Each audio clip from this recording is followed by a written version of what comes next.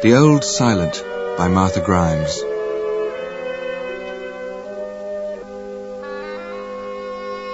He had seen her earlier that day in the museum behind the parsonage. It was 10 o'clock in the evening now, and Jury couldn't help but keep raising his eyes to look over the top of his local paper to see if, even now, she had the least awareness that she was being observed. She didn't. She sat back against the cushioned chair by the fireplace, a glass of brandy largely untouched, as if she'd forgotten it along with her surroundings. Her attention had been for a while fixed on a black cat that had appropriated the best seat in the inn. The cat's slow blinking yellow eyes and proprietorial air seemed to say that guests could come and go, but it would remain. It had rights. The woman, however, gave the impression that she had none. The beautifully tailored clothes, the perfectly bobbed hair notwithstanding, that was the impression of her he had gotten earlier. Someone who had stepped down, who had given over all rights and privileges. It was a fantasy, and an absurd one at that. Jury tried to go back to his pint of Yorkshire bitter and the engrossing column on the sheep sale and the fundraiser for the Bronte Museum. It had been in the museum that day that he had first seen her. She was bending over one of the glass cases that protected the manuscripts. It was off-season for tourists, a chilly day after the New Year. She was bending over a case, pushing the tawny hair that fell forward behind her ear as if it blocked her view of Charlotte Bronte's narrow boots, her tiny gloves, her nightcap. But that examination was merely cursory, as her hand trailed abstractedly along the wooden edge of the case.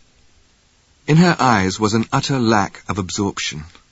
The looks she cast here and there were uninquisitive glances from intense and intelligent eyes, but eyes that seemed looking for something else, or someone. She appeared to be idling there, waiting. Then she turned and walked towards the stairs. Well, he meant to leave anyway, Jury told himself, and followed her. At first Jury thought the woman might be going for a cup of tea, but she simply stood on the curb outside, hesitating as if she were in London at a zebra crossing. It was at this point that Jury had felt intensely ashamed, felt himself to be a voyeur, an intruder, an invader of privacy. He left the museum feeling he would have to let her go. Letting her go. Certainly an odd, proprietorial way of regarding a person with whom he'd had no contact, hadn't even exchanged a word. It was all one more sign, his doctor would say symptom, of just how tired he was. The only thing to do to stop this adolescent desire to hang about was to walk back to the car park, collect his rented car, and get on with his trip back to London. Jury got as far as sitting behind the wheel of the Austin Rover, letting the engine idle, staring through the windscreen at the almost deserted car park. It had been a lark, a cheering thought, after the wasted week at headquarters in Leeds, to drive the short distance to Haworth and spend the night. Leeds thought he was in London, London thought he was in Leeds. He could not quite expunge the fancy from his mind that he and the woman were stopping off in no man's land. And that was why, when Jury had walked into the dining room of the Old Silent where he'd booked his room, his feeling had been less one of surprise than of justification. She was sitting at a table in the corner, the only other occupant. With her dinner, she was reading a book, and she did not lift her eyes from it when Jury walked in and sat down.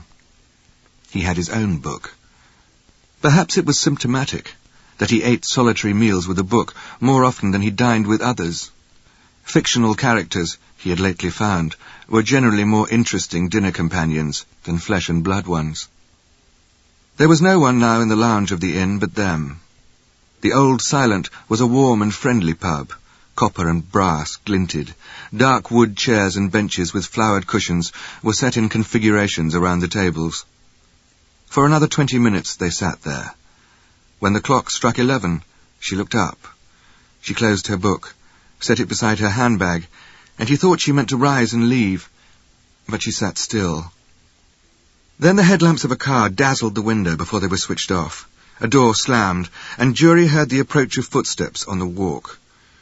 She sat in that rather stern and spinsterish way she had adopted, hands folded in her lap and feet planted firmly together.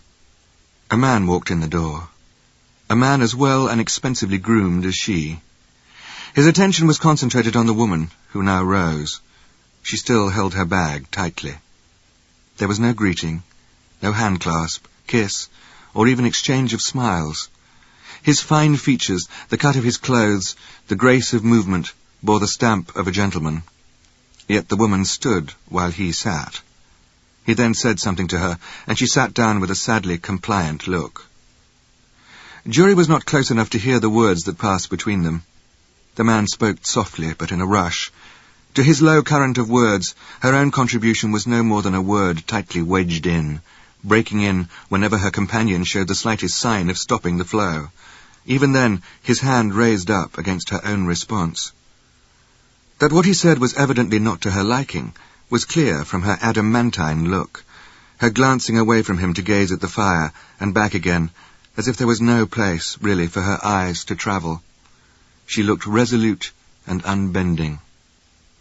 Having said his piece, or made his argument, or whatever it was, he sat back, withdrew a silver case that winked in the firelight, and tapped a cigarette on it while she stared into the fire. Slowly she pulled her handbag like a dead weight into her lap. She withdrew what looked like an envelope or a letter. She stood up with this piece of paper and said something. He reached over, snatched the paper from her hand, and tossed it into the fire. For a moment they regarded one another, still oblivious to any other presence in the room. The man turned and started for the door. She stood there, just her profile in light, the rest of her in shadow, like a figure turned to stone by an angry god. "Roger?" It was the first clear word Jury had heard. The man made a halting sort of turn, and she reached into the bag, pulled out a gun, and shot him in the chest. He stood staring blindly, as if the shot had gone wild. But in the few seconds it took for Jury to stand and overturn the table beside him, the man crumpled and fell. She pointed the gun down and shot him again. The name of Roger Healy had not registered with Jury when he had heard it in the inn in West Yorkshire. The West Yorkshire policeman who had arrested Healy's wife the night before in the Old Silent had told Jury the man had something to do with art or music, and that he was important. The local detective sergeant from Keighley certainly knew the family was important in these parts, and his ambivalence about arresting one of its members was clear. Superintendent Sanderson, in charge of the investigation, had no such ambivalence, either about having Jury as the single witness to the murder of Roger Healy, or about having a member of Scotland Yard on his turf. The inquest was convened the following day, merely to establish certain facts, such as the identity of the dead man. The identity of the perpetrator was clear. Her name was Nell Citrine Healy. Given the reputation, wealth and influence of the Citrine family in West Yorkshire, and given her lack of any criminal record, she was released on bail. That, Jury knew, would buy her at least a year of freedom. The only question that had gone unanswered was why she'd done it. But largely it seemed to be the sympathy engendered by her past woes that tipped the scales in her favour. It was those woes about which Jury was now reading in the newspaper that lay on his desk at New Scotland Yard. He remembered the Healy-Citrine names. It had happened 8 years ago, and had struck him as especially dreadful. "Really sad, that was," said Detective Sergeant Alfred Wiggins, who dug out the clippings, and whose own reading material was a copy of the magazine Time Out. "You wonder, how could anyone do that to a kid?" Wiggins was slowly stirring the spoon in his mug of tea and tapping it against the rim with all the solemnity of an altar boy perfuming the air with incense. Just as religiously, Wiggins opened a fresh packet of Scott's medicinal charcoal biscuits, taking pains that the wrapping wouldn't crackle. Jury's mood was as black as the biscuit Wiggins was now crumbling into a cup of water. It had happened in Cornwall, when Billy Healy and his stepmother, Nell Citrine Healy, had been on holiday, together with a friend of Billy's named Toby Holt. Keeping an eye on the newspaper, Jury shook a cigarette from a packet of Players and read Roger Healy's statement to the press. It was formal, almost pedantic, full of catchphrases of grief and comments about his son's prodigious talent as a pianist, so that one almost got the idea that if the kidnapper didn't see to it he practiced every day, it would be similar to a diabetic going into insulin shock. The stepmother had made no comment at all. Jury tried to put himself in the place of the father whose child had been kidnapped. Certainly he'd seen enough grief-stricken parents in his work. Some had been silent, some had gone for marathon talking, but none had given a Hyde Park speech. "And Chief Superintendent Racer's not too happy, as you can imagine," said Wiggins, following his own train of thought. "Your governor never is, not where I'm concerned. I'm sick, Wiggins." Wiggins put on his best bedside manner. "Oh, there's no question there, sir. Pale as a ghost you've been looking. You need leave, you do, not another case." Jury rose, feeling lighter than he had in weeks. "I'm a martyr to my digestion, Wiggins. I'm going to see your governor." Chief Superintendent Racer made an elaborate display of cupping his ear with his hand, as if the ear couldn't quite believe it. "Sick leave?" Jury knew that for Racer this was, if not the opportunity of a lifetime, at least the best one that had come along that day. Here was a chink in the jury armour. Jury could almost see the tiny guns taking aim in Racer's mind, trying for a salvo that would never go off. "You've never applied for sick leave, Jury." "Perhaps that's why I'm sick." "Sick leave is Wiggins' department. He takes it for all of us." Request denied. Punch time clock. Wheel to the grindstone. "He looks sick to me," said Fiona Klingmore, who'd come in to collect 2 big stacks of paper that she was now balancing at the same time her eyes were on the booby-trap box Racer had rigged to catch the cat, Cyril. Did Racer really think he could outwit Cyril? Fiona had asked this question as she sat filing her nails into glossy claws. "Gets worse every day, the Chief does." "If you want me to bring a note from my doctor, I will," Jury said to Racer. "I'm sure Wiggins can rip out a page from one of his prescription pads, or furnish some Harley Street letterheads. His desk must be littered with them." Fiona looked from Jury to Racer. "He's worn out, he is. You only have to look to see he's dead on his feet, practically." Dressed in her usual black, this one the light wool dress with the tightly zipped bodice and pinch-pleated skirt, Fiona looked like she was ready to crash a funeral service, given the seamed stockings and black hood hugging her tarnished gold hair. Whenever he looked at Fiona, Jury thought of old trunks filled with taffeta tea dance gowns and ribbon-tied letters. Fiona, for all her shoulder-shrugging, hip-thrusting brashness, was a picture of poignance. Jury had better stop thinking of the past. A big dose of nostalgia was not what he needed to cure a big case of depression. Though sitting in Racer's office, looking at Racer's brilliant invention for trapping the cat, Cyril, helped to assuage that. It was a small wooden crate with a drop screen, activated by pressure of foot or paw, whence the hinges would fold and the screen fall back, covering the box. Inside was a can of sardines. Racer said he'd got this idea from old films he remembered about hunters and Hottentots, where the Hottentots were always falling through holes covered with vegetation into nets. He forgot that Cyril was not a Hottentot. True, the screen banged shut, but all Cyril had to do was nose it open when he had dined on his tin of sardines. Fiona had 24 cans of sardines in the filing cabinet, which she was constantly using to replace the ones that Cyril ate. Cyril loved the box. It was a second home. Sluggish from his meal, he would sometimes nap on the can. "If you want my opinion," said Fiona, nodding towards her beloved Superintendent Jury, "a couple of weeks off." "No, I do not want your opinion, Miss Klingmore. I cannot recall the last time, if ever there was one, that I wanted your opinion." Fiona pursed her bright red lips and said, hefting a pile of papers, "So you want me to shred this lot, I expect?" Racer's already alcohol-mottled face flushed a rosier red. "Shred? I do not shred papers." No? What about all those letters to the Commissioner last year? You surely didn't tell me to file them. Take those papers and your jewelled talons out of here. Do you hear me? With the weight of the papers, she still managed an indifferent shrug. Well, I still say anyone that's not had sick leave in 15 years deserves more consideration.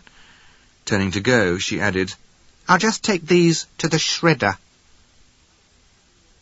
Wiggins was still holding a copy of Time Out in one hand, and with the other pouring a dollop of vinegar into a glass of water, to which he then added a spoonful of honey. That Wiggins had got to the point where he could measure his medications without even looking up from his reading was proof of a practised hand indeed. Jury just shook his head. Wiggins stopped tapping his honeyed spoon against the glass and looked from the magazine to the multicoloured sick leave form Jury was filling out.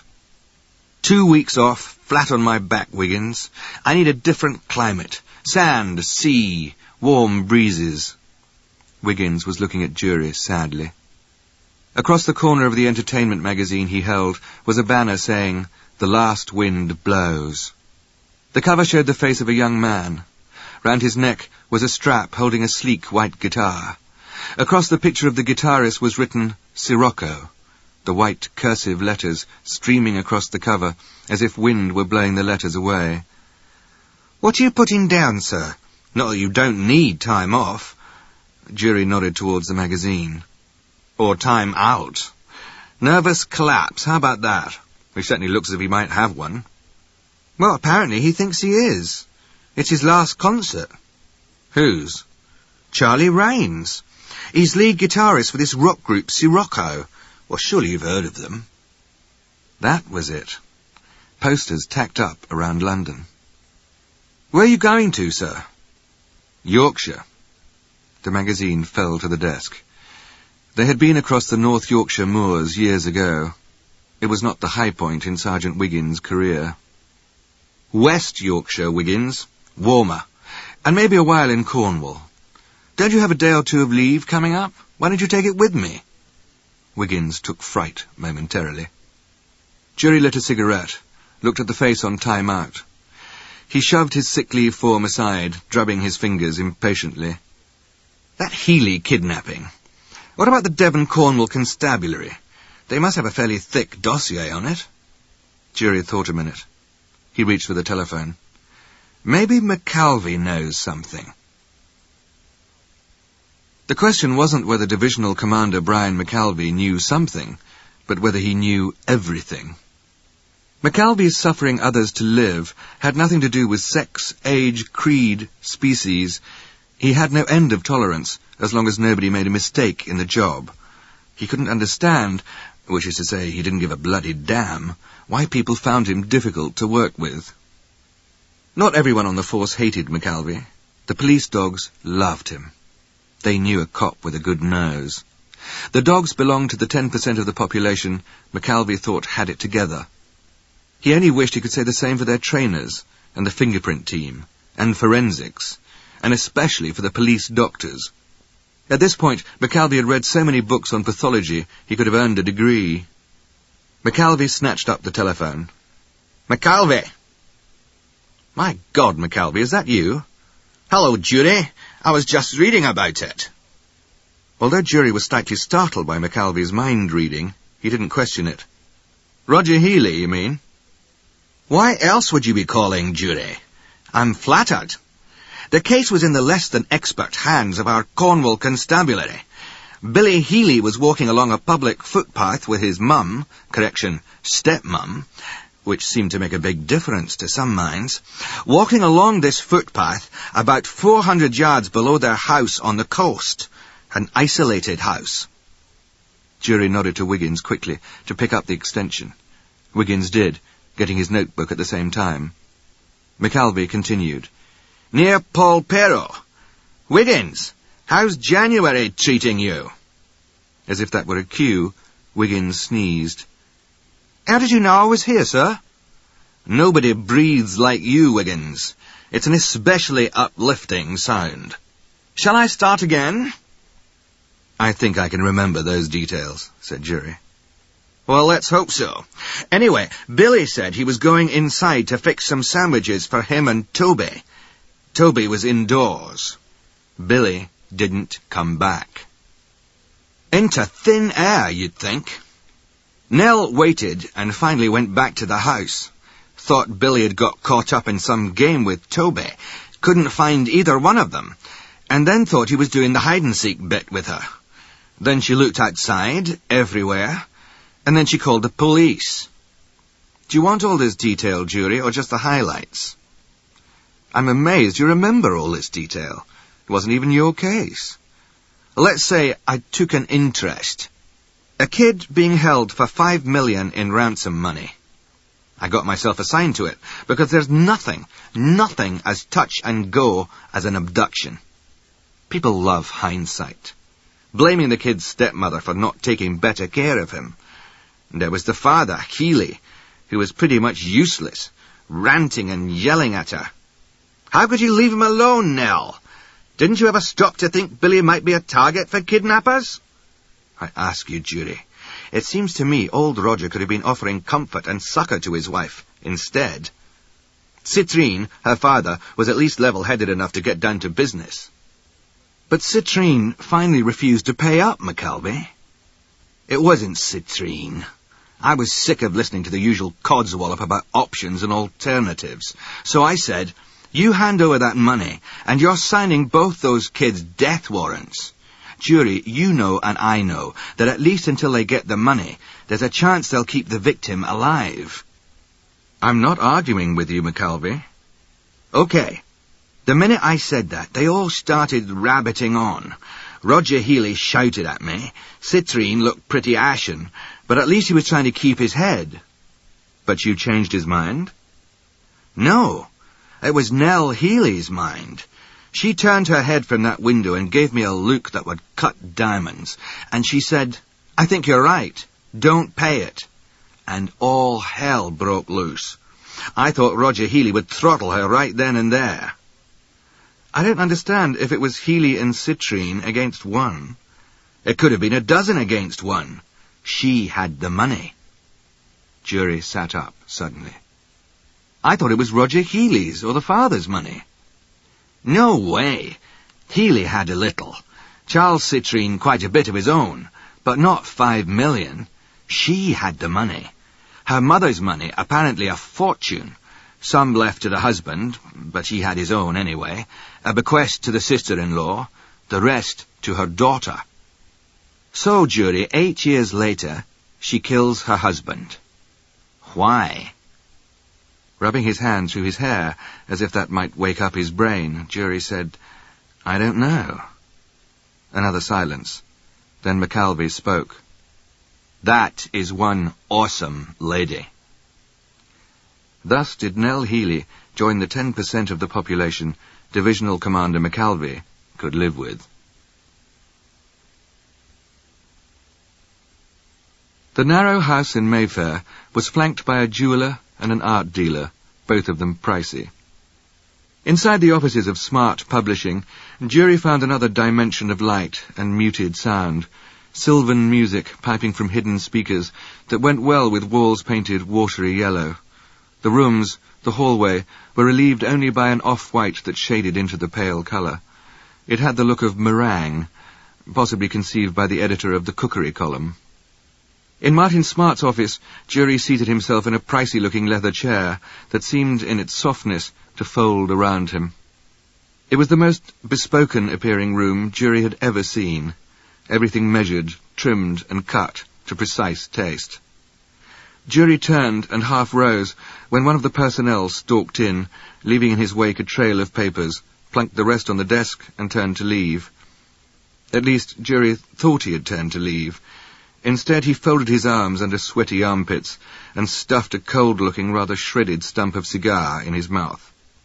Something I can do for you? Martin Smart squinted and leaned over his mess of papers.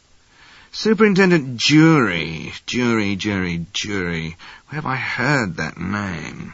Oh, hell. You were the one at that place up in West Yorkshire. Yes, when Roger Healy was shot, said Jury. Hell. You were close to him, Mr. Smart? Not exactly. He wasn't a staffer, he was a contributor, but absolutely one of the best. All the women had a real thing for him around here. Well, he was nice to them, wasn't he?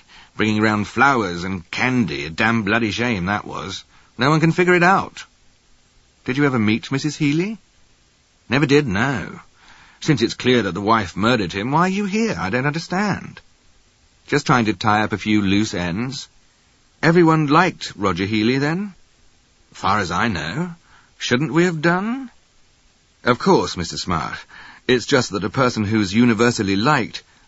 I wouldn't say universally liked, Smart said. There's probably a few concert musicians who could have flayed him. Of course, there's Duckworth, Maury Duckworth. He's American. Rhythm and blues, straight blues, heavy metal, reggae, new wave, that stuff. Duckworth doesn't like anyone, except me. I only toss him out because you're clearly determined to find someone who didn't like Roger. Jury turned to go, turned back. Would you mind if my sergeant came round in a day or two to talk to some of your staff? Hell no, liven the place up. Why the hell would she kill him? Maybe they were having a bit of trouble. I expect you could say that, Mr. Smart. The most celebratory activity on New Year's Day had occurred when a sybaritic gang of children from the nearby market town of Sidbury had come to Long Piddleton and somehow gained entrance through the back of the Jack and Hammer to steal up the stairs. From here they had wriggled out on the beam, dismantled the blue-coated mechanical jack, and the lot of them carted the wooden figure back to Sidbury. This had happened 3 years ago, and it had happened 3 nights ago. To hear Dick Scroggs talk, the Sidburyites were only matched by the Newcastle football fans for pure rowdiness. Marshal Trueblood, dressed no less colourfully than Jack himself, was seated at one of the window tables in the Jack and Hammer with his friend Melrose Plant, both of them working away at a large book of cutouts, and occasionally making sounds of commiseration. Marshall had found his cardboard collection of put-together monsters and ghouls at the Wren's Nest bookshop. Dick Scroggs, publican of the Jack and Hammer, still hadn't recovered from the New Year's night revelries when the wave-faced gang of roughs had been surprised by police just as one of them had touched a match to some dry branches arranged around the mechanical man that was the pub's pride and joy and the most colourful thing in Long Pid, with the possible exception of Marshal Trueblood. "It's hard enough having to put up with our own kiddies," said Trueblood, as he separated a Dracula face from the cardboard surrounding it, "without these rowdies from Sidbury." Melrose Plant was frowning over the task of affixing one of the legs to the cut-out torso. "Haven't you poked out the cape yet? I'm nearly finished." "Melrose, do you think we should be doing this here in public? I mean, Vivian might just come in." "She won't come in. She's busy packing for Italy. Or should I say, staring at her trunks and then at the wall." "I can't believe she really means to marry Giopini, can you?" "Vivian's been engaged to him for 4 years, Marshal. I imagine she's beginning to feel rather self-conscious." "That she's been engaged to the odious Italian old trout has nothing to do with her marrying him." "Oh, hell, here she comes." Melrose shoved the cut-out book toward Trueblood and slapped his Times over the cardboard Dracula. Trueblood waved it wildly around him before sitting on it. "Hello, Vivian. Thought you were home counting lira," said Melrose pleasantly. Vivian Rivington looked more as if she'd been counting the days of her life and finding them numbered. Coppery strands of hair had come undone from the loosely braided knot, and she blew them from her forehead as she sat down, exhausted. "There's too much to do, is all." "How are we going?" Melrose put in. "We? I'm taking the train." Viv, people do not ordinarily refer to the Orient Express as taking the train." As Vivian gave Trueblood a murderous look, Dick Scroggs beamed at her. "Well now, Miss Rivington, I expect you're pretty excited, ain't you? I wonder you don't have the wedding in Long Pid. A proper reception I could do for you, miss." "Very kind, but it's impossible, Dick." The sad note of exile was already sounding in her voice. Trueblood added, "They don't travel well. The Giopino family is quite averse to travelling." Vivian's sudden burst of temper nearly pulled her from her chair and sent Dick Scroggs scuttling back to the safety of his bar. You know nothing whatever about the Giopinos. She glared at Trueblood, then at Melrose. You sit around in here doing nothing but making up stories about Franco's family. His mother is not fat with a black moustache. She does not, to quote you, Melrose, not have 7 cousins who work the bellows and make the little glass horses for the tourists in Murano. The movement of her head toward Trueblood was so sudden she might have given herself a good case of whiplash. As for you, he does not have a younger sister who climbed over a convent wall and set about disgracing the family name by running off with a travelling circus, nor an older sister who auditioned for the mad dwarf in that Du Maurier film. And as for the grandmother's midnight sprees... Melrose fought a yawn. My goodness, Vivian, did we say all that? Trueblood pursed his lips. It was Richard Jury who mentioned the dwarf. Richard Jury has better things to do than to sit around fantasizing all day. Dick Scroggs rolled his toothpick and said, You read about this latest case in the West Riding, miss? Melrose was indeed reading about it. He was reading about the crime that very evening, while Aunt Agatha was at Ardry End, seated on his Queen Anne sofa, stuffing herself with potted tongue and gobbet cakes, and talking about Harrogate. He had agreed finally to play chauffeur and drive Agatha there. It would be worth it just to give the Georgian tea service a brief rest. Melrose, would you kindly put down that paper and have Ruthven bring some more maids of honour? And why are there no fairy cakes? Didn't Martha know I was coming? You're being excessively rude, Melrose, and rather dull. You know, I almost preferred you when you were going through that stage of thinking about marriage. And just what makes you think I've stopped considering it? Don't be silly. With Vivian gone, there's no one about to marry. Now she was up and yanking at the bell. What in heaven's name is keeping Ruthven? Anything Riven can think of, Melrose supposed.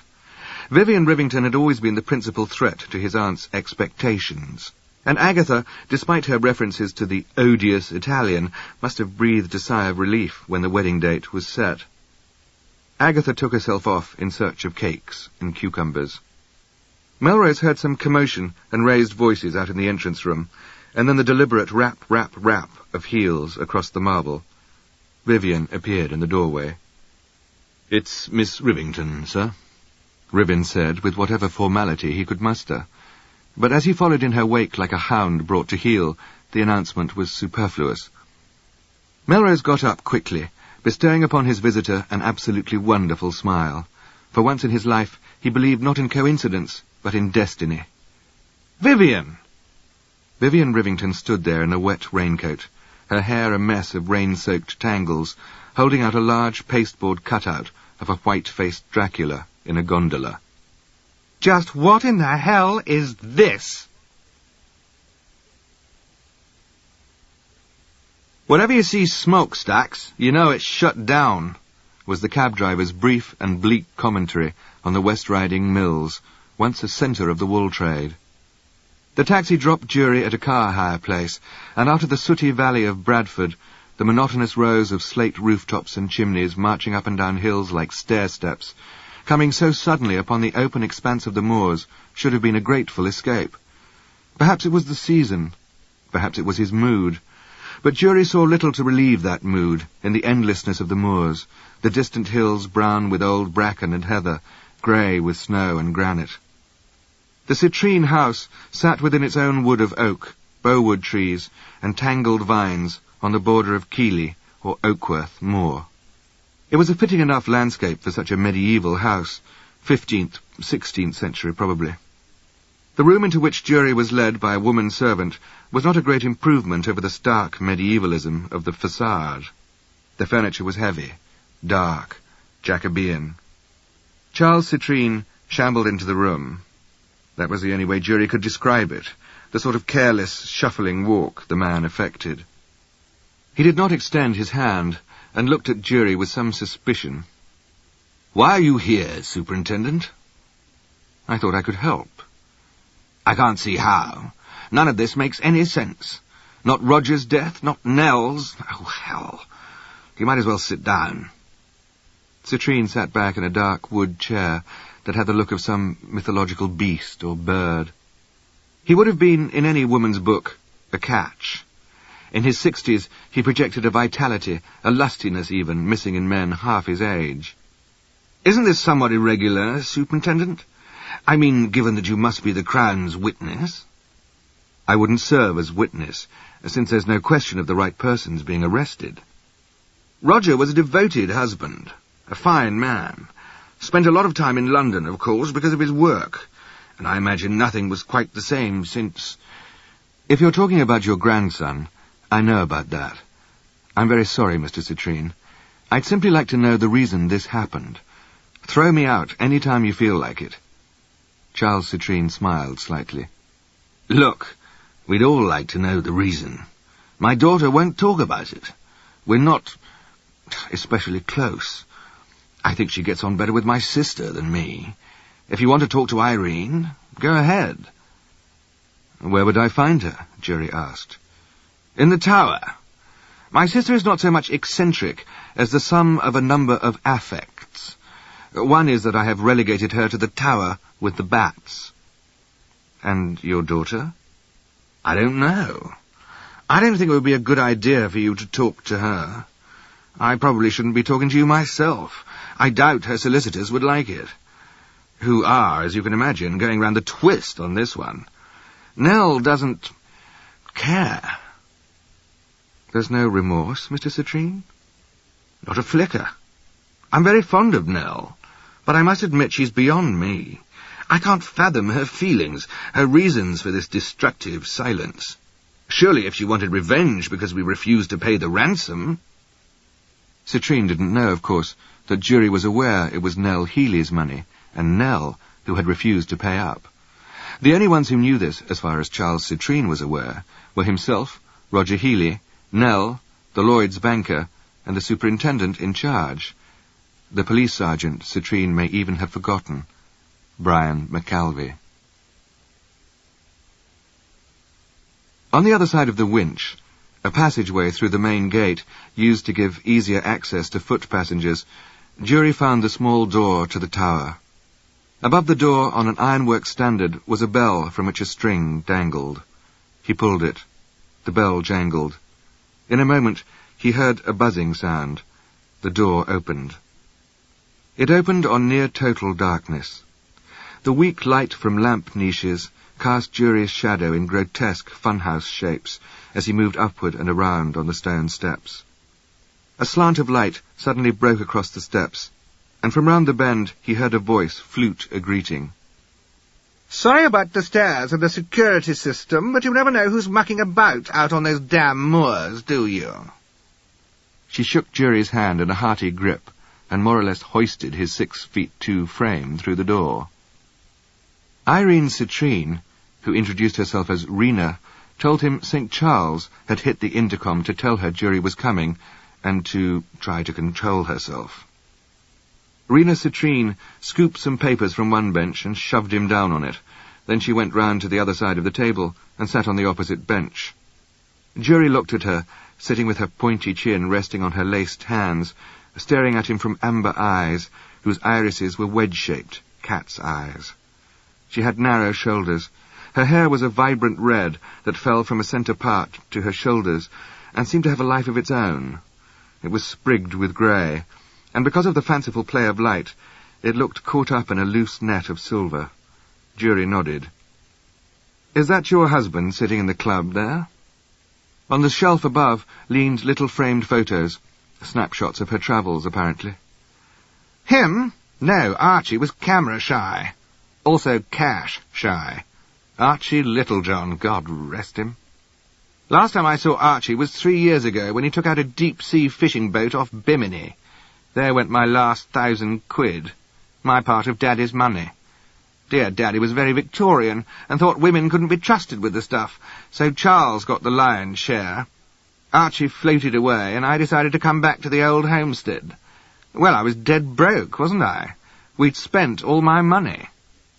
She looked round the tower, happily. "It suits me. I do a lot of reading, walking, go grouse and pheasant shooting with Charles, largely because it irritates him so much I'm a better shot than he is." "There are only 3 of you here now, is that right?" Jury asked. Except for the odd servant or two. I seldom venture downstairs except for dinner. That's always good for a laugh. The aperitif, a few acid smiles handed round, first course, trumped-up laughter, main course, squabble, and for afters, silence. False smiles, fights, and silence.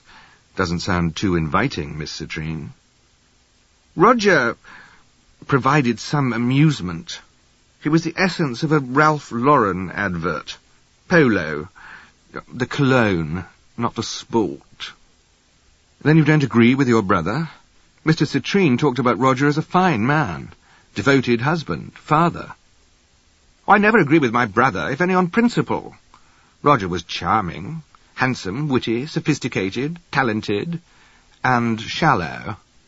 I don't know much about music, but I'd be willing to bet he failed as a musician because there was nothing behind the technical razzle-dazzle. I mean, doesn't one need soul or something to be a great musician? Even Billy had more substance. He was a nice enough child, if a bit lazy.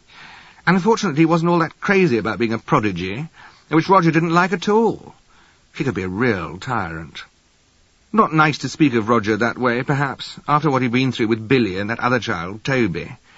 Poor Nell hadn't nearly as much to say, had she? She was only the stepmother. Well, she was a better mother than most I've seen. There's something about Nell that just reaches out to kiddies. Toby Holt adored her.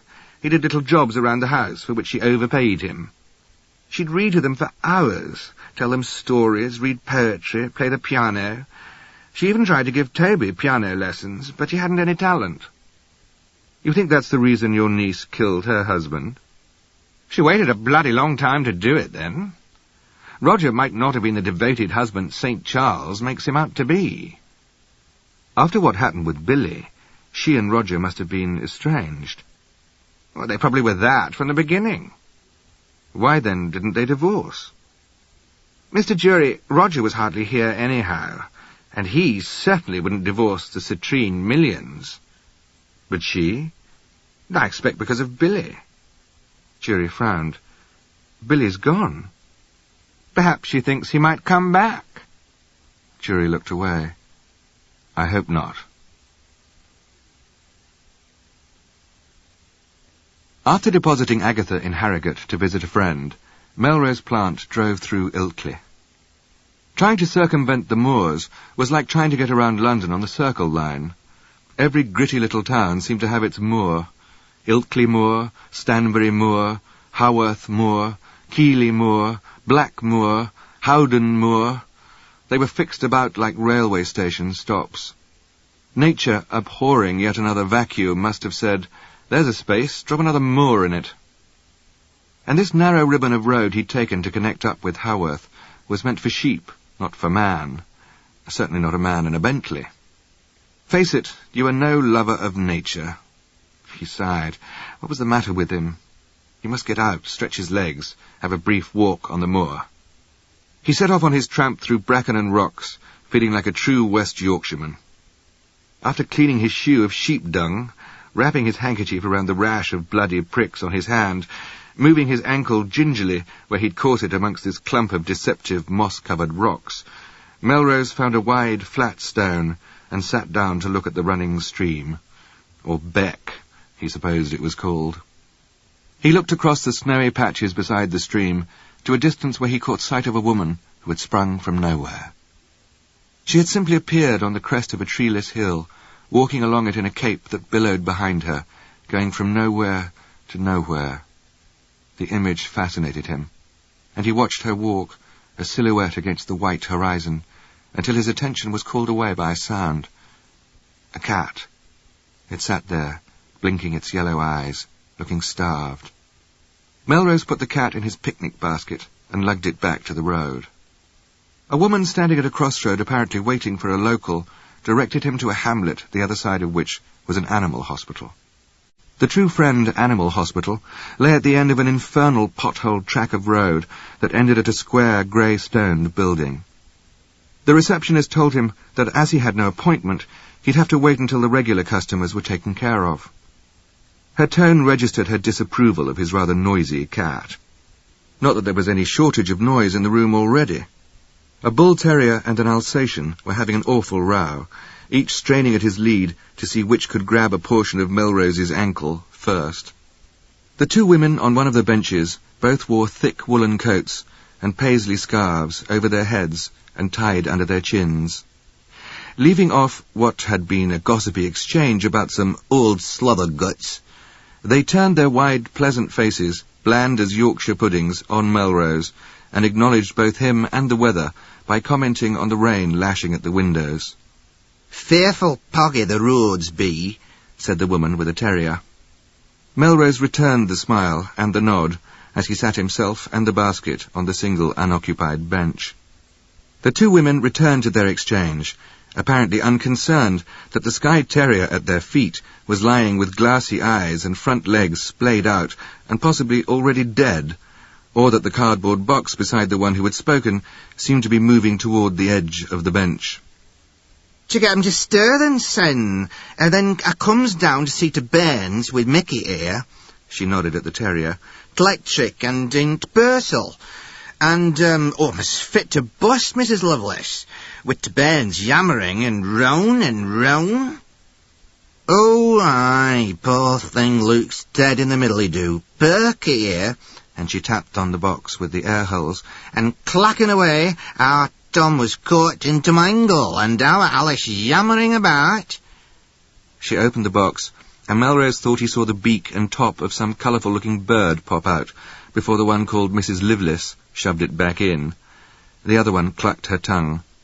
"Aye, Mrs. Livelace, looking yonderly he is," and gave the room in general a gummy smile. Melrose interpreted this to mean the parrot was near death, for these two were certainly into it. Melrose was fascinated by all of this, for what he made out was that Mrs. Mulby's bairns had stuffed the terrier into the washing machine, which was apparently an appliance the Mulbys had just acquired, and dashed in some washing powder. Sometimes Melrose was just as glad he was bairnless. Whether the terrier had actually gone round at all before its rescue by Mrs. Mulby, he couldn't discover from their clotted talk, but from the look of it, he'd say the terrier had been spin-dried. The parrot's fate was uncertain. Caught in a mangle? The outside door burst open upon this scene, admitting wind, rain, and a small girl, covered more or less top to bottom in a hooded yellow oilskin and black Wellingtons. Melrose was hoping the box she held harboured something ordinary, like a litter of kittens. She marched up to the desk. With that sort of impatience some adults reserve for all children, the grizzled-haired receptionist asked her, "Have you brought in your pet?" "No." Something seemed to catch at her throat. "Well, what's your name?" "Abby." The word exploded. "It's my cat." "And Doctor told you to collect it?" "Well, what's its name?" "Buster," said the girl in a voice raised several notches as she whirled from the counter and marched over to sit on the bench by Melrose, making sure she kept her distance. She sat with her arms hard across her chest, hands fisted, staring straight ahead. The receptionist just shook and shook her head at this intractable girl and called across the room. "Is he in the hospital, then?" Here she jabbed her pencil towards the ceiling. "She is dead." The receptionist quickly changed her tune, realizing that Buster had died at True Friends. Mrs. Mulby and Mrs. Livelace had the grace to look truly mournful. Another woman smoothed her way to the end of the bench, leaned over the arm toward the furious child, put on a mushy look, and tried to engage the little girl's eyes. Well, thought Melrose, sliding down in his seat, there were always people who liked to check out electrical sockets with their fingers, or pull parrots from mangles. Although the little girl refused to look at the well-dressed lady, or her beastly poodle, the woman still said, "Never mind, dear. You can always get another kitty." The Furies, Medea, Pandora, could not have unleashed anything into the room more violent than the little girl's expression when she looked at this person. It was perhaps fortunate that as the little girl rose in something like a trance to face this woman, the receptionist hurried in with the box. The child took it without a word and walked through the door that Melrose had risen to open for her. Melrose had, of course, wanted to transport her to wherever she was going, and wondered what had sent this child on such an awful errand by herself. But he didn't offer. He felt, for some reason, she knew how she wanted to go, and where, that she must go the way she came, carrying her dreadful burden. 2 burdens, he thought, her fury and her dead female cat, named Buster. As Jury was walking down the citrine driveway to his car, hoping for a hot bath, a good meal, and a pretty waitress at the Old Silent, he saw her. At least, he thought it must be Nell Healy. Jury stepped from the drive to the footpath that wound erratically between pines and spiny-branched elms. Wretched was the word that came to mind. He wondered if there were places that could infect the mind, abrade the heart, corrode the spirit. Why would anyone choose, as she certainly had, to live in such cold chambers, such a sere landscape? "Mrs. Healy?" There was no response. But he thought in the moments that followed that her gaze was turned inward, that the wood, path, gate, the entire landscape was lost on her. "Oh, hello." After a moment or two in which he looked from the path to him and back toward the falling down gate, Jury said, "Were you waiting for someone?" "Waiting? No." Her smile was very slight. "A useless gate, isn't it? I expect this place was surrounded by a medieval wall. Perhaps that was called a clairvoyant." He moved closer, to a position that would have commanded more attention if that were possible. She continued in her odd way both to note his presence and to ignore it. "Mrs. Healy?" "Nell. We were in close enough contact. I think you can call me by my first name. I wonder why you're back." It was a statement only. She did not seem interested in Jury's reasons. There was no trace of hostility in her tone, and none of hope, either. She appeared not to care how he answered. "The reason I'm back, as you put it, is that I hoped you might tell me why you killed your husband." She opened her mouth as if to reply. He waited for something, but there was nothing. "Your father says it must have been revenge." "Does he?" Jury wanted to shake her out of this nun-like placidity and calm acceptance of her fate. He went on, "After 8 years, that'd be a difficult case to make, even for someone as clever as your solicitor, Sir Michael." "I expect so." Her hands were locked behind her, her eyes fixed fast on the end of the path. There was a bitter little orchard of pollarded trees with shrunken heads. In summer it would be different, the trees inviting a child to climb them. "Did your son play there?" "Yes, with Toby. They were good friends, which is strange given Billy was 12 and Toby was nearly 16. I actually think he admired Billy. Of course, Billy seemed older, probably because of his music. He was a wizard. He could play anything, really. Poor Toby.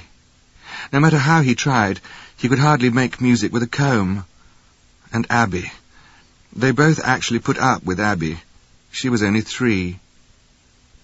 Jury was certain that she could see the ghost of Billy Healy beyond the broken walls, climbing a tree.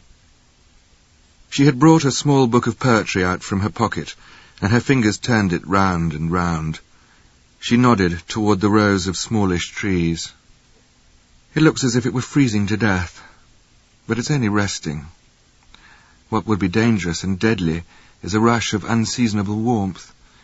I only know that because of a poem about someone's looking at his orchard and saying, 'Goodbye, and keep cold.'" "You seem to find that comforting. Do you like poetry?" "Yes, I do, because you can trust the language of it. I hate talking." "It's all we've got, and not many of us are poets. I guarantee Queen's Counsel won't be at all poetic when he gets you in the dock. I know there's some other reason you shot your husband." The silence lengthened, like the shadows across the wall. "You appear too self-contained for a woman bent on revenge. You must be able to see a lot in a few seconds."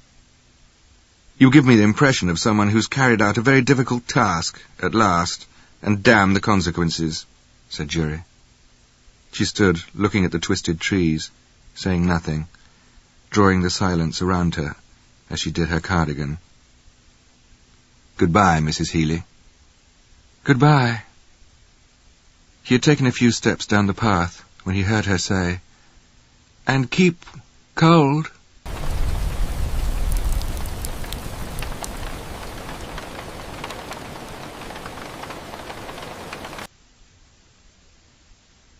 Directly after Melrose Plant had parked the Bentley on the grounds of Weaver's Hall, just outside of Haworth, a woman came out on the walk and was sweeping the flagstones. When she righted herself, Melrose had the eerie feeling he had seen her before, as the woman walking across the moor. She looked like an out-of-date edition of Abby, the child in the veterinarian's office, like last year's fashion. The little girl's mother, most likely. She worked with the intensity of one whose last chance had come to prove herself. Suddenly she looked up. Even the smile was tense. "Are you Mr. Plant?" Melrose nodded. She was a random beauty, as if everything were there, but hadn't been got quite right. The eyes well spaced, but the irises a washed-out blue, the mouth full, but tilted down at the corners, the complexion clear, except for a few barely discernible pockmarks, the legacy of a childhood disease. She reached out her hand. "I'm Anne Denholm." She started to pick up his bag, but Melrose immediately took it himself. They walked through the big oak door into a hall filled with dark wood and faded turkey carpeting. Anne regarded him doubtfully as she opened the door and stood against it, her hand on the knob so that he could precede her. It was a Victorian room, overstuffed and crammed. As he unbuckled his case and threw the straps back, Melrose said, "I saw your daughter at the vet's today." "Abby's not my daughter. She's my niece, my sister's girl." There was a brief knock on the door frame, and a ruddy-skinned woman, probably in her late 60s and with a pansy-shaped face, said, "Mug of tea, sir?" "Thank you, Mrs. Braithwaite," Anne said. "I always serve tea in the drawing-room downstairs about this time, but I thought—" "On the contrary," Melrose said, "I'd be delighted to join the other guests for tea." "You would? There are only 2 others. I doubt you'd find much in common with an elderly major and a slightly, decaying Italian princess. Or so she says." Anne Denholm coloured slightly, obviously realising she hadn't gone about this in the right way. "I'll just have Mrs. Braithwaite fetch another cup." "Please don't bother." But she'd already left the room. Melrose was standing by the bookcase, running his finger over the John G. MacDonald mysteries. The titles were fascinating, each with its own separate colour. The other occupant of the room, seated on the chaise longue, was a handsome 60-ish woman, dressed rather formally in lavender silk. Wings of silver hair, blued so that in the firelight they picked up the shade of the dress. She sighed. "Might I have a light?" She had drawn a small cigarillo from a chased silver case. Melrose smiled and obliged. "That gown you're wearing is quite beautiful." "Thank you. It's a Worth. You obviously understand how important the right cut is. Major Porges... have you met George Porges? No? I'll say this for him. He dresses well. He also makes this place more bearable. Unfortunately, my husband is dead." Wondering why she spent so much of her time at this unbearable place, Melrose said, "I'm sorry." "My late husband was of an old Italian family, the Viacini di Bellamante. By luck, I am the Princess Rosetta Viacini, but call me Rose. I was born in Bayswater. And you are—" "Plant. Melrose Plant." A tall man entered. Major Porges had an exuberant self-confidence and a good-humoured manner. Melrose calculated he must be in his late 60s or early 70s, but he was one of those men whose looks, like the princess herself, were ageless. Major Porges was the England there would always be, the essence of Anthem. "Where's the sherry? Ye gods, you know why this village is glutted with tourists, don't you, Mr. Plant?" "No, I don't. Seems off-season." My God, hasn't anyone told you about what happened at the inn down the way? Woman shot her husband, and we all know her. It's all very strange, and I can't believe the woman is deranged not to look at her face. And do you know she's been... The princess snapped. Been here? You know this woman, do you? Melrose asked. I can't say I know her well, Mr. Plant, but I do believe she's a friend of Anne Denholm. Anne didn't mention it? The entire village is aghast. The Citrine estate is only about 2 miles from here. Melrose answered. And Miss Denholm said nothing, no. Major Poges turned to the princess. Well, I doubt she would, Rose. Don't you find her an altogether secretive woman? You must admit Anne Denholm seems to see life as a locked box of secrets. Sexual, I hope. The princess leaned even further forward, her eyes no longer milky grey, but glinting like steel shards. What I understand from Ruby, she's the maid and stumbling server of our delectable meals, was that Mrs. Healy would bring her boy here to play with Abby. But Abby couldn't have been more than 3 or 4 then. A strange playmate for a 12-year-old boy. Still, given that it was the Fury, she was probably interesting even at 2. Before Melrose could extract any more local information, Anne Denholm stuck her head around the door and announced dinner. Oh, very well. Come along, princess. He stopped short and stared at the person coming through the door now. Since this person was in the process of removing a huge black helmet, cyclist, daredevil stuntman, driver, it was impossible to tell whether it was male or female, definitely. An absolute mess of long hair, the colour of oats, she shook out like a mane, dangling the helmet in her hand. She was dressed, or swathed, in black leather, collar to toe. She had apparently held up a hardware store, for she had so many metal chains around her neck and hammered metal earrings and bangles encircling her wrists, she clattered through the room like Marley's ghost. Anne Denholm introduced this young woman as Miss Ellen Taylor. The Major bowed. The Princess murmured. Melrose smiled. The Major bent over to put out his cigar and said very low to Melrose, "The Eagle has landed." Melrose declined the Major's request that he join them. The curtain had just gone up on the next act. Melrose smiled. Miss Taylor was too busy studying the bookshelves to see the smile. All of that black leather simulated, indeed, a seal-like hide. It was supple. It glimmered wetly. Light caught in its pliable folds as she bent, rose, bent again, to remove and replace various books. "Gad, but someone here sure goes in for mysteries." An American? But here? Sure? Ellen Taylor was extremely attractive, although she hadn't done much to enhance the qualities that had made her so. The bountiful hair could use a good wash. The hands that fooled with it were oil-streaked and nail-bitten, and the only makeup she wore was on her eyes. Her lashes were so heavily mascaraed they looked like tiny dried twigs that hid, rather than enhanced, the dark brown eyes beneath. Far from projecting her chosen image of brash young American, Melrose thought she was more a play of light and shadow. He wished, though, that she hadn't chosen shouting as her vocation. Ah, but it wasn't, he discovered, when he asked her if she was touring or just what. "I'm researching my next book." Book? You're a writer, then? She nodded, exhaling a bale of smoke. "I am hot, very hot in New York at the moment. And you know what it is to be hot in New York." As a matter of fact, no. "Say again? You mean you've never been to New York? God, what else is there?" Well, speaking of God, there's Rome. "Are you kidding? The Pope's there."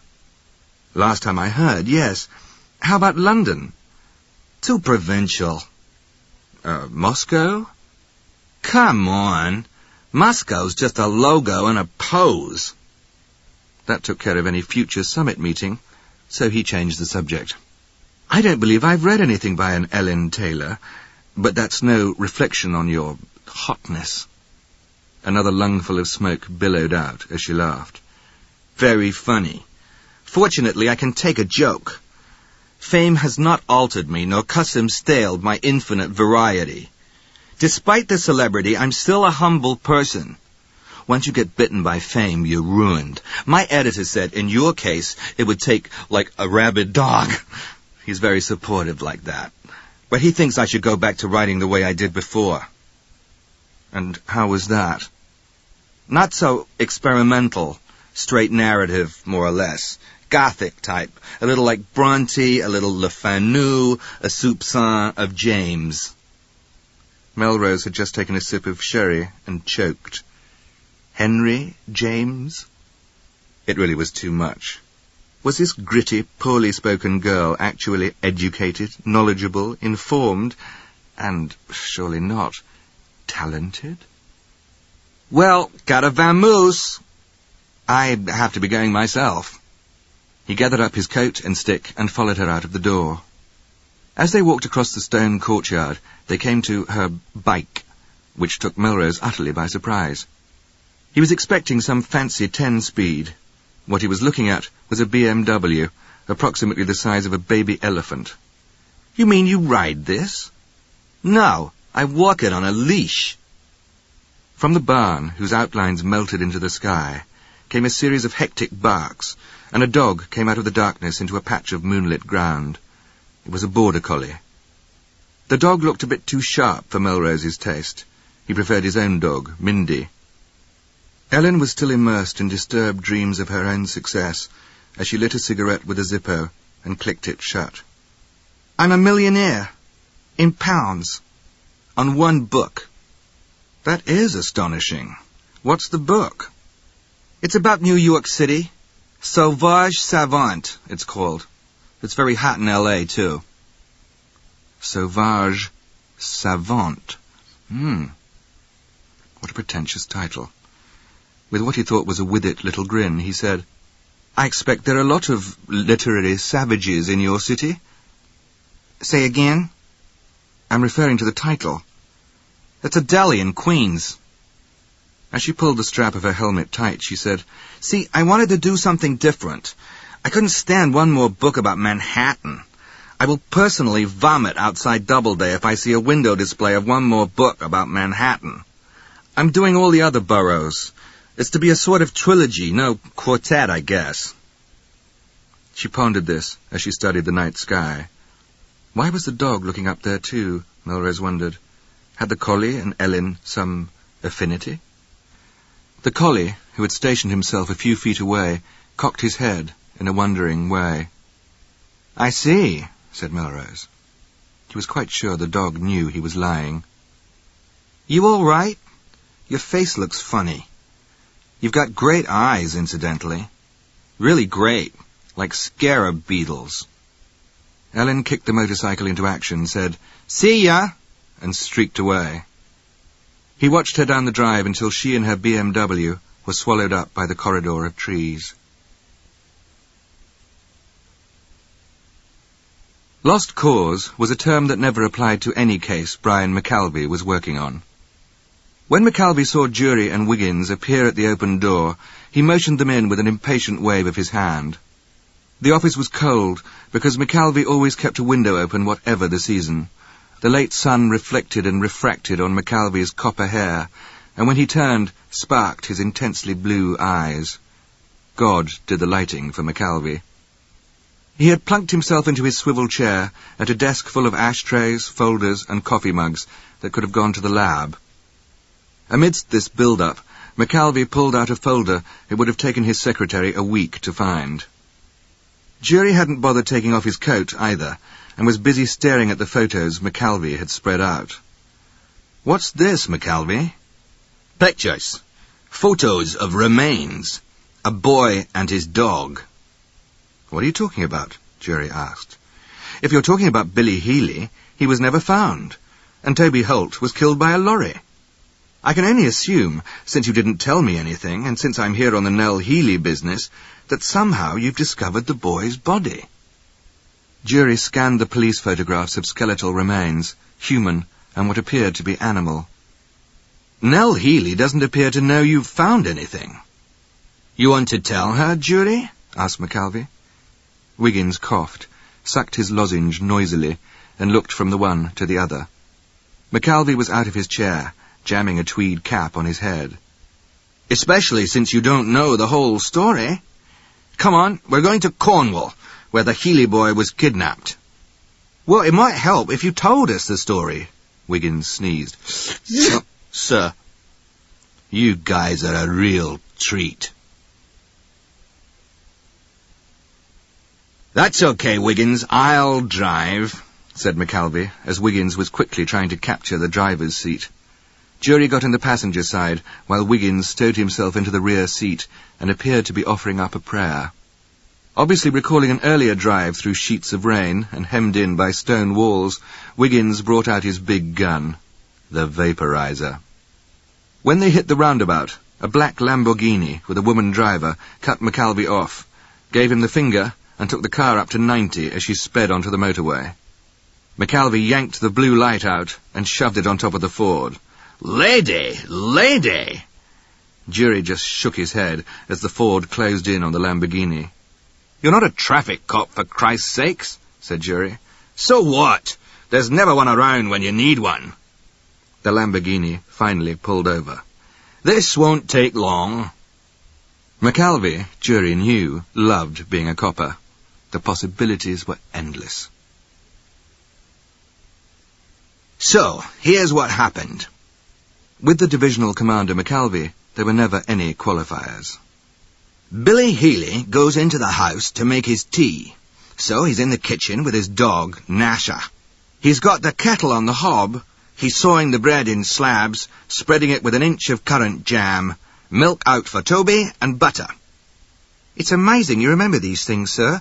You might as well have been there, said Sergeant Wiggins, looking longingly behind him as another café receded in the highway mist. McAlvey went on.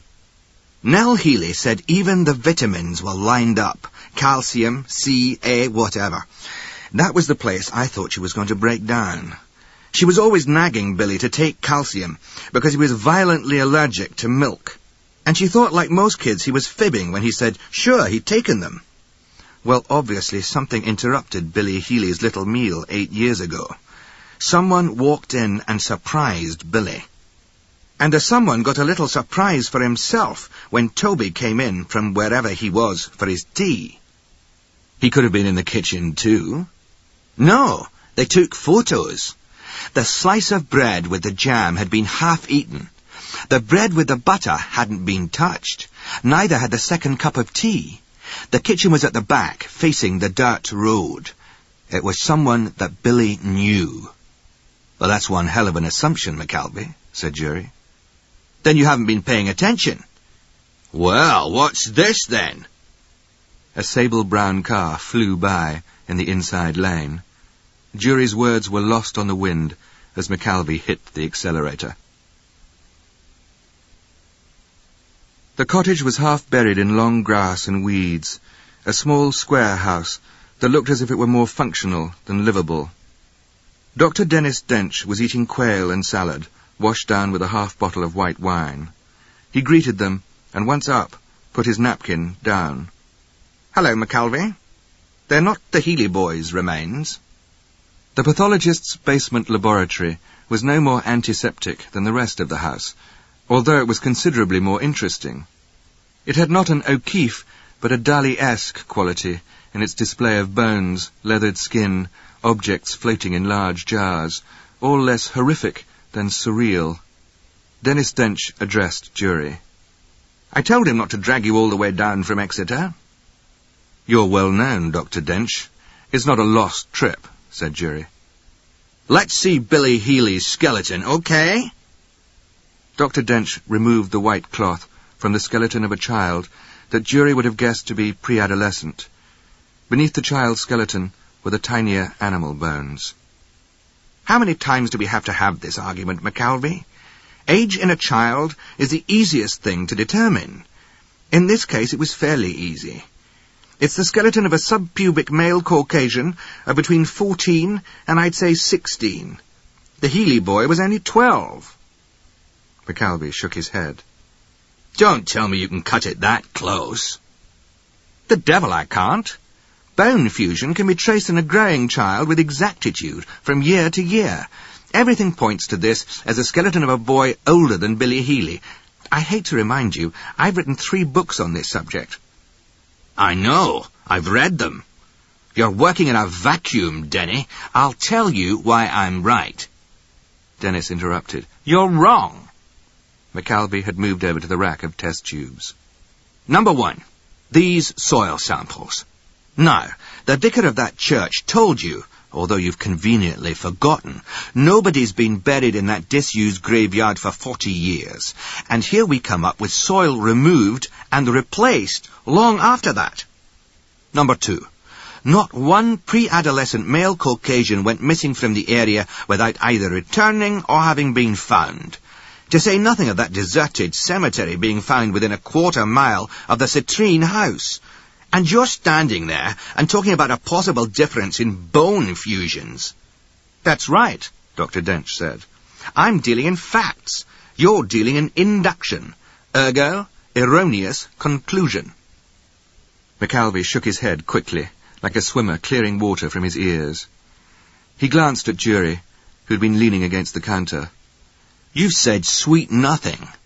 How do you rate the chances that 2 kids with 2 dogs could have been buried secretly in that time frame and so close to the citrine house?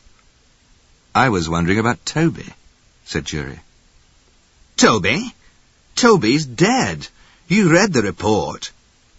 He was 15, McAlvey. Dennis Dench laughed his short, brittle laugh. Convenient that would have been for me. It was certainly as convenient as hell for the kidnapper, Jury said. The only witness dies in an accident. Talk about coincidence. That's another thing. What in the hell would the boy be doing in London? Running, Jury. Is there a better place to hide than in a crowd? Well, the natural thing to do is run home. Not if there's someone at home who knows you're witness to a kidnapping. If that isn't Billy Healy, I'll turn down the promotion to assistant constable. Dennis tucked the covering round the skeleton of boy and dog, as if, in the ordinary way of good nights, he were putting them to bed. Since the chief constable hasn't offered it, it's not much of a bet. The citrine house was stark white against the sky, and 100 feet or so from a cliff along a solitary stretch of the Cornwall coast. Jury and Wiggins stood in the big kitchen with McAlvey, looking down at the long oak centre table, as if he could see the sandwiches, the one eaten, the other untouched, and the pills still sitting there. Wiggins came in from the front room. They've got a piano, a baby grand. They must have taken music pretty seriously to have a grand piano in a house they only used a short time out of the year, sir. McAlvey shrugged.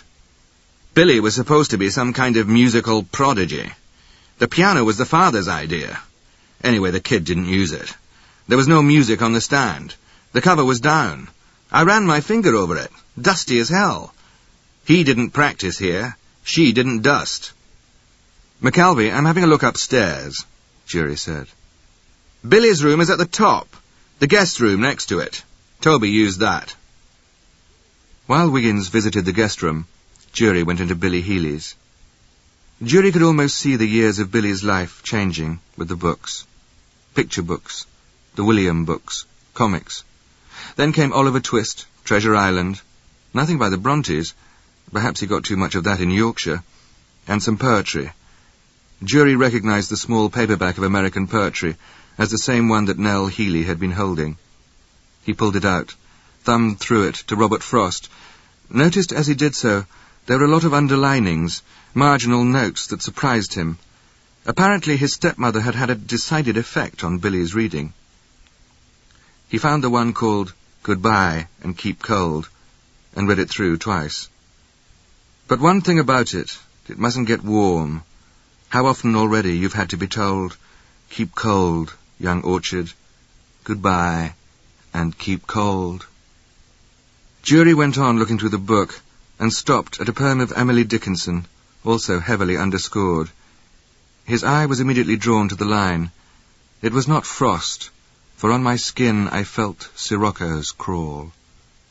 The word Sirocco was underlined twice, and in the margin, written in a loopy scrawl, Desert Wind, Hot.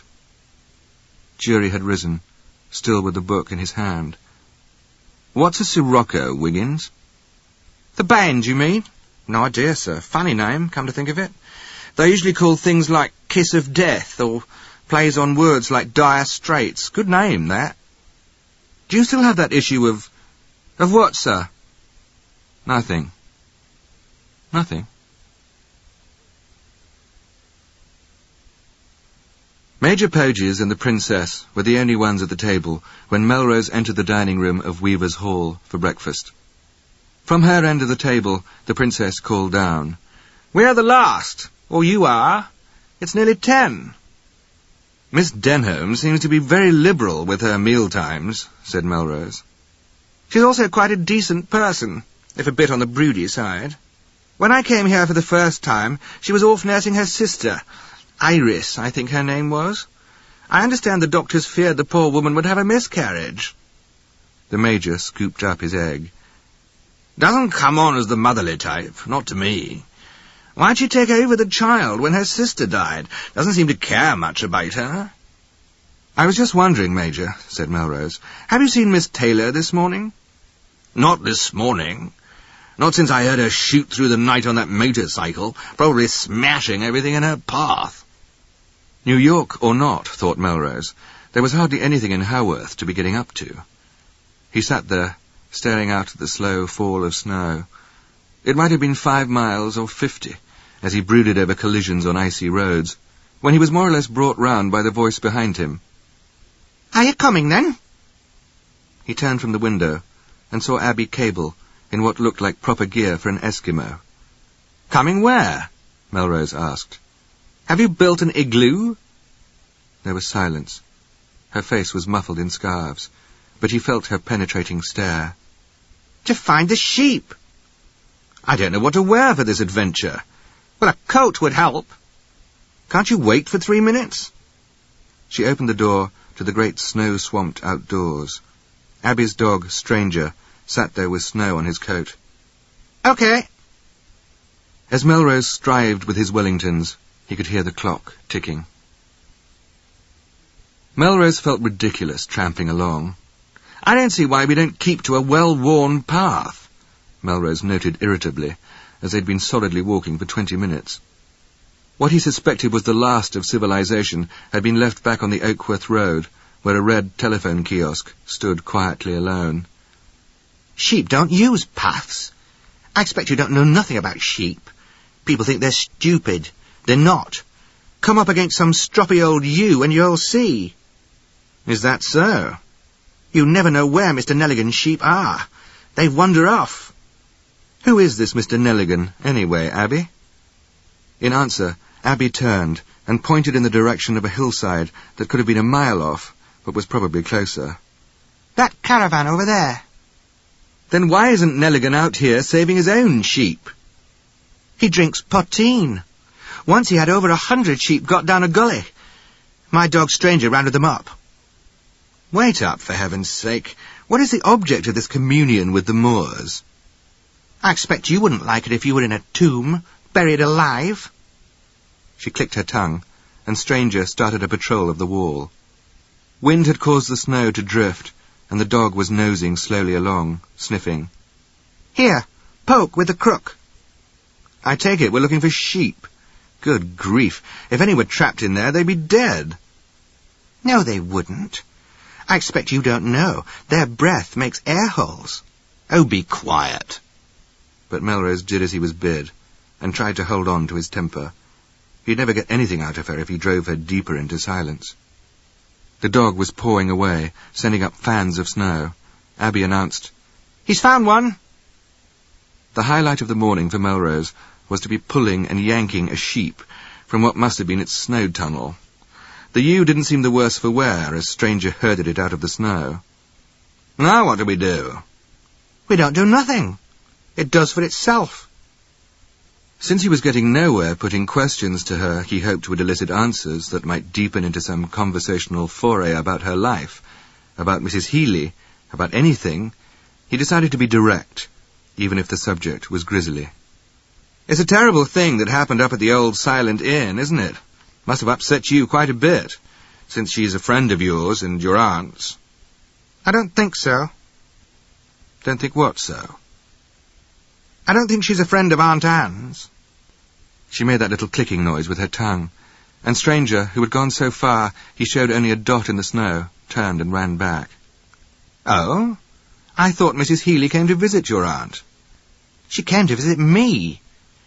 Billy and Toby and me. We were best friends." Then she turned and tried to run, but could do no more than lope along, shrouded in her heavy garments. What an execrable place. What execrable weather. If Cathy Earnshaw had wanted to be flung out of heaven to get back here, it must be a cold heaven indeed.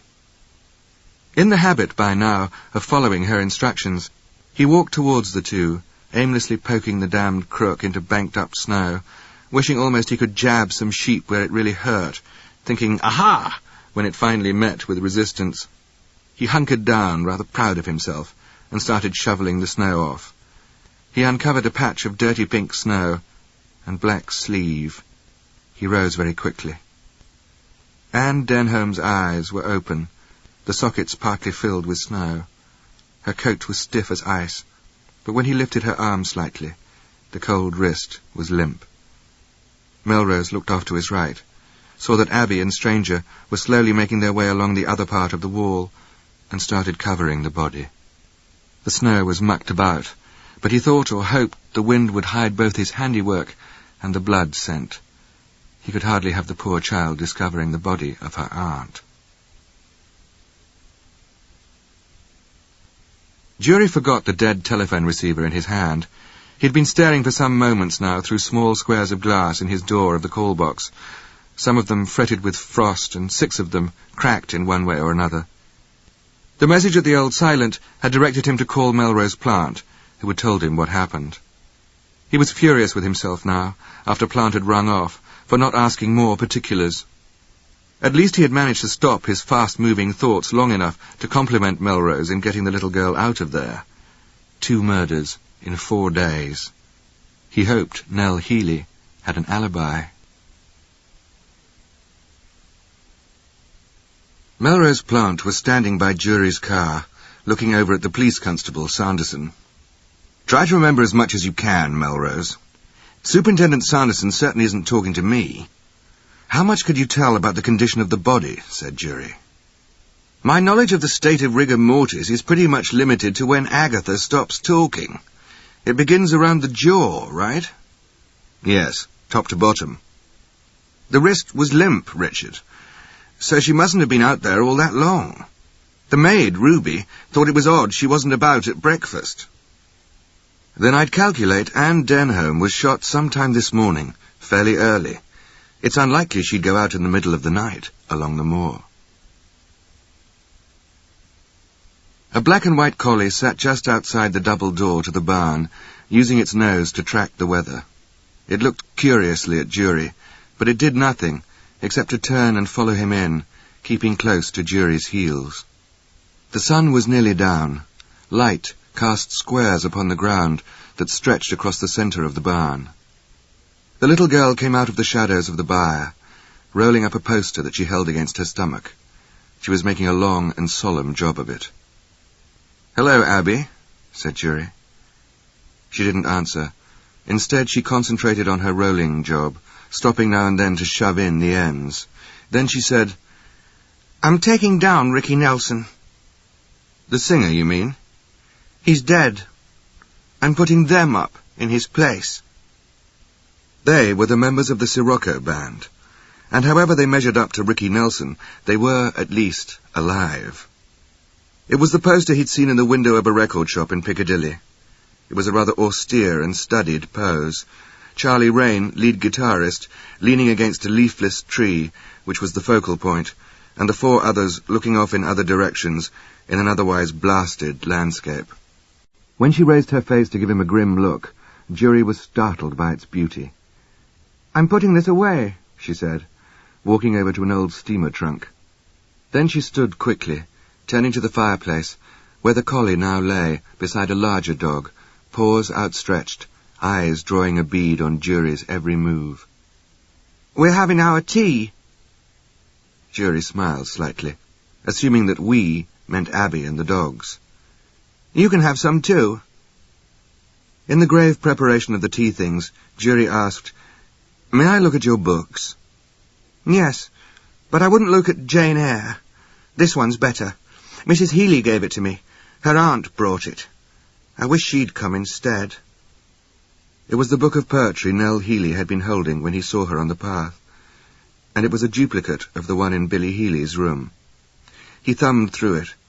Many of the same markings were there, and the same notes in the margins. Abby took it back. Then she turned a dark look on him. "You never found Billy." Her look did not suggest she was holding him personally responsible, but he was a policeman and he must bear the weight of the failure of his fellows. "Now I guess I get sent to Lowood School. Well, if they think I'm stupid like Jane Eyre, they'll see. There's no headmaster that's going to hang a cardboard round my neck." Her eyes narrowed, her mouth tightened, as if the grisly scene were being enacted right before her.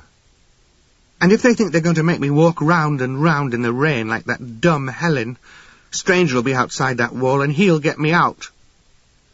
Jury looked at the collie, sitting up, its ear perked, sensitive to some sign of distress. This dog looks smart enough to save anyone. "Except Jane Eyre. Nothing's smart enough to save her. She's hopeless." Anyway, they can't send you to Lowood School. You're too important. You see, your Aunt Anne owned the hall. Now it belongs to you. You won't really have to do much. Nothing would really change. "I expect you have to go now. After I listen to my record, I'm going to have a lie down. I've got 3 Ricky Nelsons and 2 Elvises. Don't you have a card?"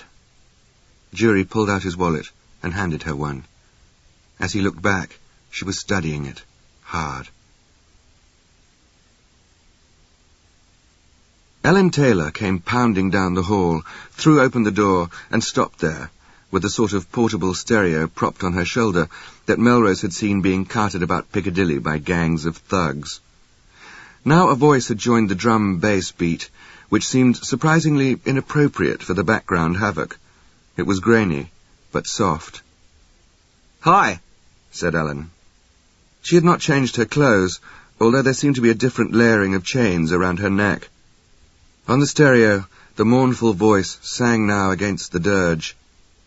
Ellen turned the volume down and handed the set to Melrose, General Dogsbody, before she turned to Jury, who had risen from the sofa and was introducing himself as a friend of Mr. Plant's.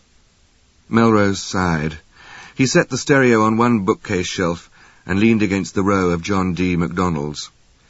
He listened to the song. He was getting interested in Caroline, who appeared to be mainlining drugs. "One of the funniest books I've read," Jury was saying to Ellen. This was the first time Melrose had seen Ellen Taylor lose her cool. "Are you saying you've actually read Sauvage Savant?" "Not all of it." How, wondered Melrose, had Jury read any of it? He hadn't even heard of the girl until yesterday. Melrose turned up the volume on the stereo. There was a sound of tinkling glass. Caroline had thrust her hand through a window. "How about turning that off?" Jury called over, "and joining us?" Jury and Ellen were sitting on the sofa, comfy as long-lost friends. Afraid that he might never know Caroline's fate, Melrose turned the volume down, but not off. "Hot?" Jury was asking. "Does that mean successful, or absolutely famous?" She was certainly overworking that word, Melrose thought grumpily, twisting the volume up just a mite. The song had changed. Things were getting worse, apparently. They were taking Caroline's children away. "Good question. To tell the truth, it probably does mean famous, but only in the Warholian sense," said Ellen. Dickensian, Shavian, Warholian. Well, thought Melrose, perhaps one could turn anyone into an adjective these days. He was beginning to feel extremely Carolinian. Melrose returned his attention to the stereo. "You've been biking around England, have you?" Jury asked. And a BMW. Picked it up in London. Melrose wrapped his arm protectively around the stereo. The dreadful, sleazy, heart-rending story of Caroline and her lover, or husband, was too gripping. He knew the questions Jury would ask. Where were you then? Harrogate. Jury smiled. Melrose nearly pushed the stereo off the chair. What? Harrogate, Mr. Plant. It's famous. The spa, etc. What exact route did you take then, Ellen? Said Jury. She stubbed out a cigarette. You know something? You sound like a cop.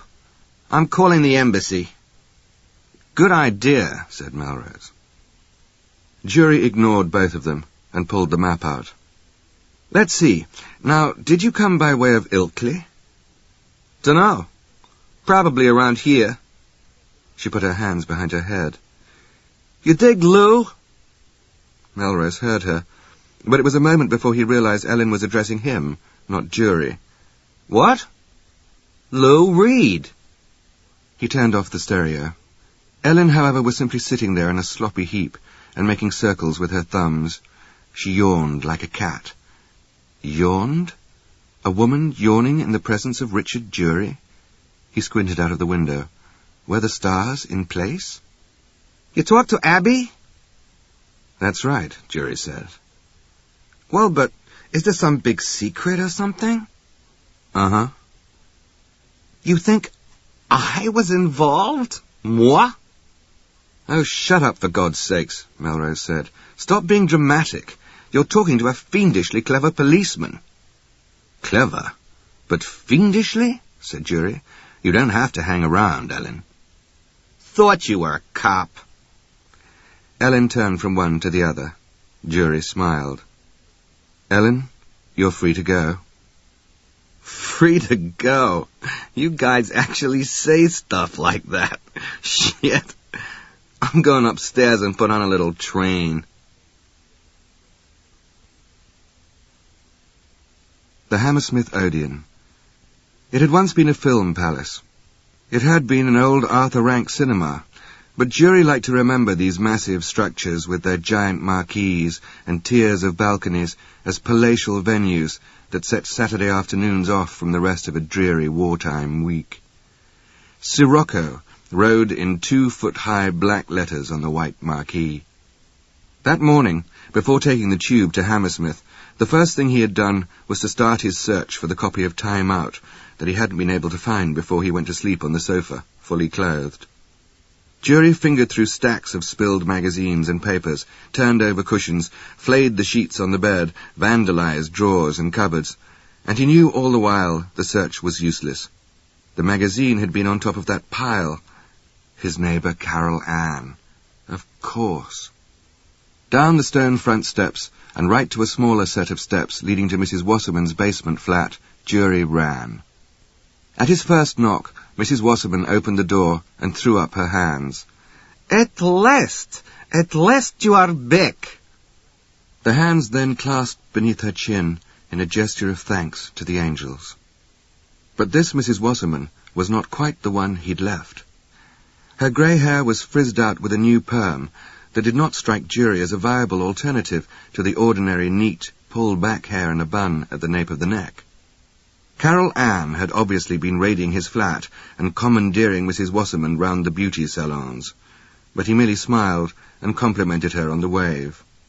No, not a perm, Mr. Jury. It's scrunched. I beg your pardon? Scrunched. Sassoon. They only scrunch and diffuse. Sassoon believes in letting the hair be natural. Jury leaned against a door jamb. Tell me, did Carol Ann sit in for some scrunching too? Oh, no, not with her hair. Sassoon said it was so glorious just to let it be. Mrs. Wasserman made it sound as if Vidal himself had been in attendance. Of course. Well, do you think I could have the extra key to the Glorious One's flat? Of course. She placed the key in his hand and asked for no information in return. It was Mrs. Wasserman's great virtue. She never intruded with questions. too bad Miss Carol Ann Polutsky didn't take a page from that book. I do wish she'd stop using my room as if it were a waiting lounge between flights, Jury said. And I wish she'd stop taking things. I had a copy of Time Out and I need it. Oh, that! I have it right here. She thought I should know what's going on around town. That boded ill. Thanks, Mrs. Wasserman. Do not be too upset with Carol Ann, Mr. Jury. She's down in the mouth. It must be that she didn't get that part she's been working so hard on. Carol Ann had been, he thought, extremely vague about this acting part, except that she was doing a good bit of practicing blindness. White cane, tapping, face held slightly askew, eyes attempting to glaze over. This was impossible. The lapis lazuli eyes attempting to appear expressionless and empty. That would be too much for anyone, much less a part-time actress with a limited repertoire. Thanks, he saluted Mrs. Wasserman with the rolled-up magazine. Jury read the article on Sirocco, went back and read it again. Then he read it a third time. Charlie Raine was, apparently, quite well known for his ability to avoid interviews and evade the media. The other members of the band, Alvaro Jimenez, Caton Rivers, a towering John Swan, the drummer Wes Whelan, all of them had been interviewed, all of them had made comments. Jimenez scored top points for genuineness and intelligence. It was a soppy, sappy interview. Jury liked the band, even Swan, in some old-fashioned pasteboard hero sort of way. Jury put aside the magazine and folded his hands behind his head, sitting down low on his sofa. No, they'd said. They hadn't a clue why Charlie was quitting. Jury thought he might. Jury went through the middle of a set of double doors. The Hammersmith Odeon must have had the largest proscenium arch in all of London, he thought.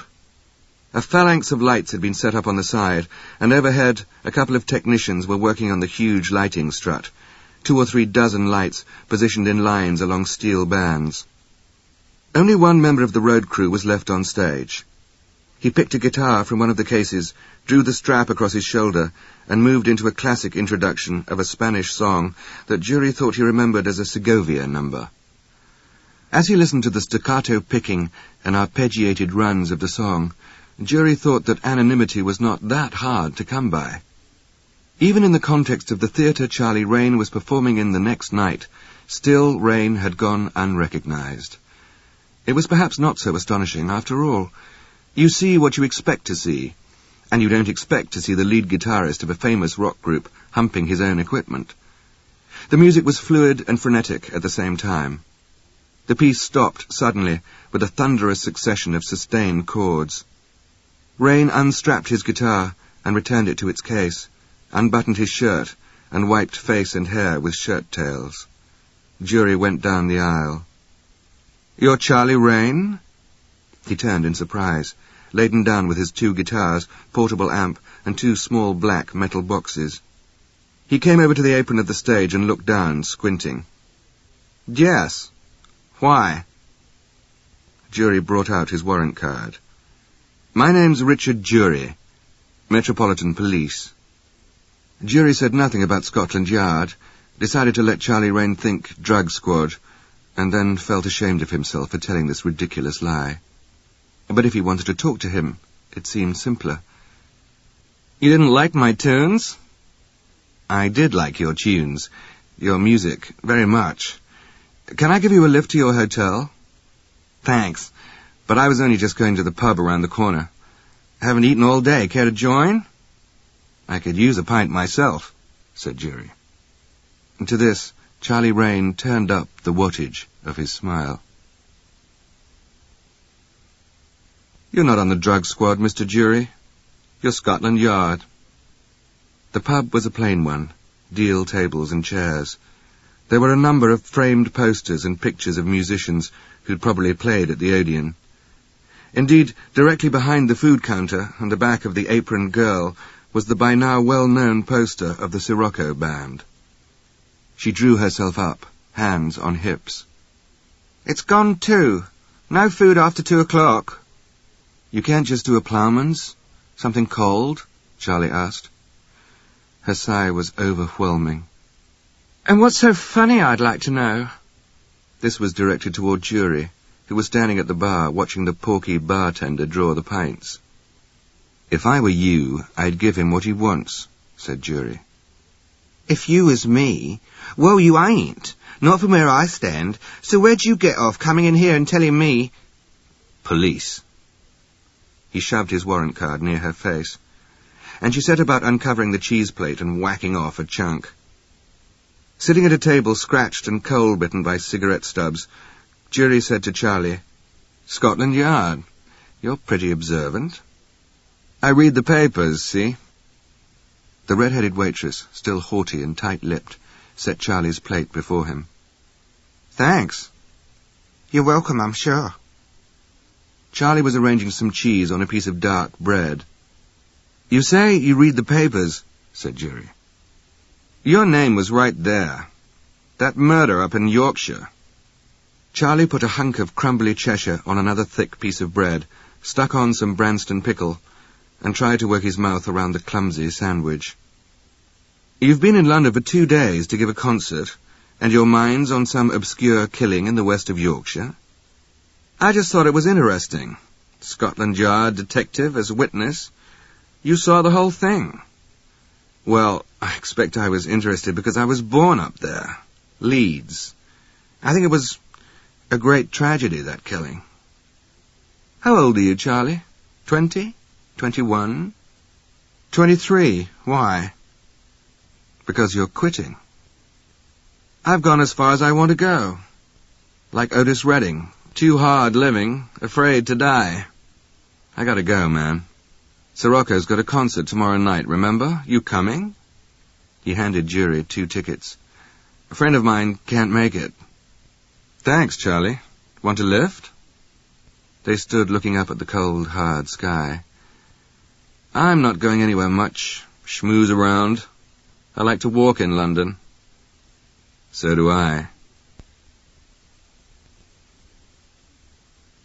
When Jury walked into his office at New Scotland Yard, Wiggins was studiously turning the pages of an uninvitingly thick book. "What's that? Gray's Anatomy?" Wiggins favoured him with a crimped smile and went back to his book. "Get hold of that band," Jury said. "Band?" "Sirocco. They're at the Ritz, aren't they?" "Yes." "I want to talk to them, Wiggins. To Jimenez." Wiggins looked pained. "Not Jimenez. Jimenez. Him." "You sound like you're coughing up. Ring the hotel. Tell him I want to see him today." "What's wrong?" "Nothing, sir. They have a concert tomorrow." "So what? I'm talking about today. And I want to see that American rock critic, Morpeth Duckworth, the one who worked with Roger Healey and reputedly loathed him. Tell me again, Wiggins, about your encounter with Duckworth when you went to interview Healey's colleagues at Smart Publishing." "Well, sir, I recognise Duckworth because the column he writes always has got a little picture over his byline. I stopped him and asked him about Healey's death. His wife did the greatest service to musical criticism ever done," was his answer. Of course, I asked him what he meant. Wiggins referred to his notes. "Duckworth said, Healey was the quotidianal phony of the music world. I definitely think you should talk to him yourself, only... Only what, Wiggins?" "Well, if you don't mind me saying, sir, I think you better educate yourself just a little on the rock scene to understand him." Jury smiled. "Why should I when I have you, Wiggins?" "I'll definitely see him. What's this?" Jury had just seen a pink telephone message in the outbox. "Yes, sir. Miss Vivian Rivington from Long Piddleton, where Mr. Plant lives, about an hour ago. Is something wrong?" 2 days, the day after tomorrow. How could he have been so damn stupid as to forget? He picked up the phone. "Of course I didn't forget, Vivian. How could I have forgotten?" "Easily. Never, nothing would keep me from seeing you off. I simply wish you weren't going off." She paused. "The train leaves at 11 in the morning. The morning after tomorrow. Victoria, I think. Oh, Marshall and I are coming to London. Where's Melrose? I can't find Melrose." "Vivian, he's in Haworth. He stopped off there on his way back from Harrogate." "For what?" "He was tired, I expect. If you'd just driven Agatha over 100 miles, wouldn't you be?" "Well, just as long as you're both there, Richard." She hung up. 8 years. And now she was going off to marry some smirking Italian, and this was the first time he'd heard her call him Richard.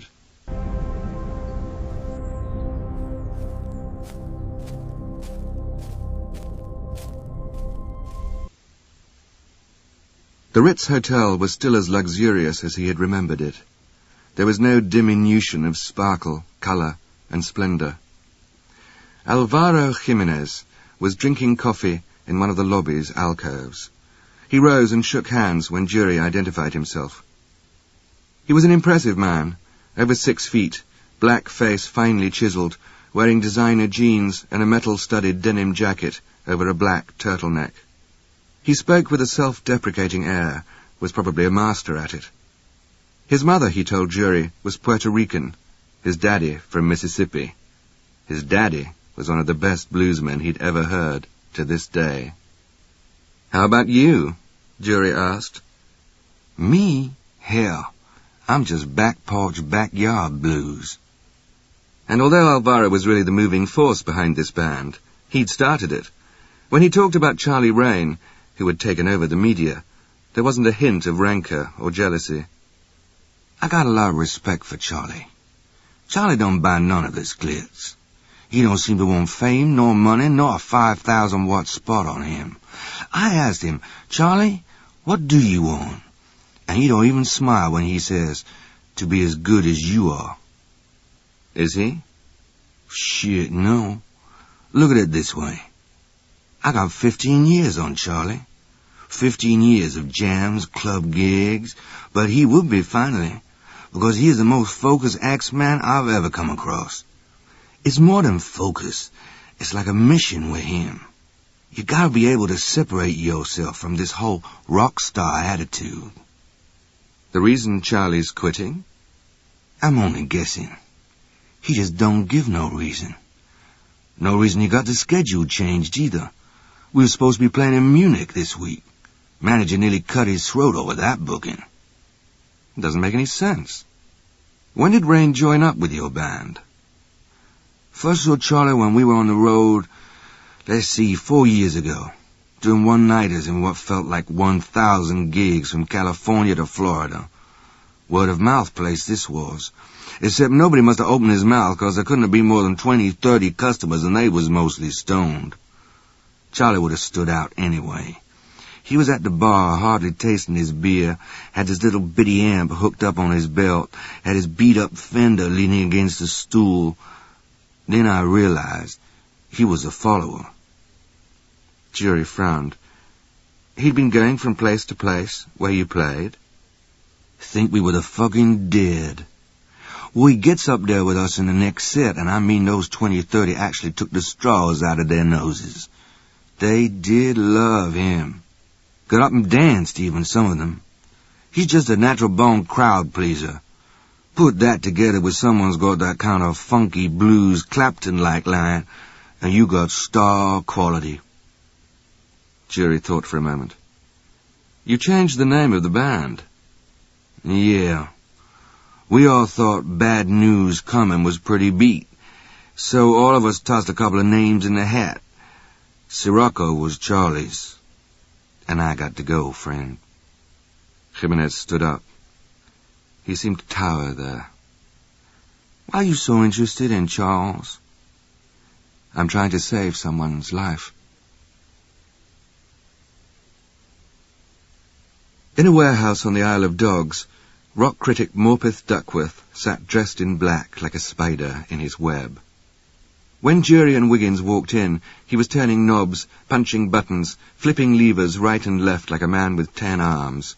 He was in his element.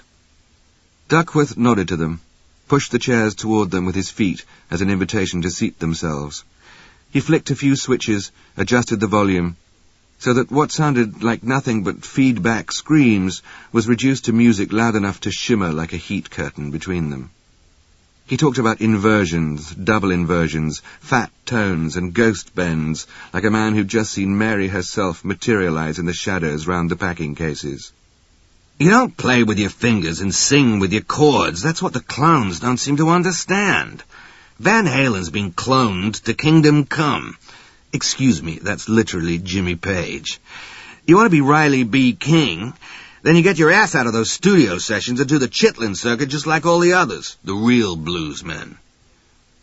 Since Duckworth showed no signs of letting up, slowing down, or discussing anything so mordant as a murder investigation, Jury said quickly, "How do you rate Stan Keeler, then? I understand you know him." I rate him as the best R&B guy they've got over here. All you have to do is go to 919 to see what I mean. Stan can do anything. Rock, jazz, fusion, blues. Stan Keeler on a good day could blow Sirocco away, but Sirocco's good. I'd like to see a triple-act threat with Rain, Jimenez, and Keeler. The Odeon would orbit. Stan doesn't do concerts. Part of it's the way he is. Part of it's he knows the way it is. It is underground. Fans over here are different. It's more personal. The press over here is a killer.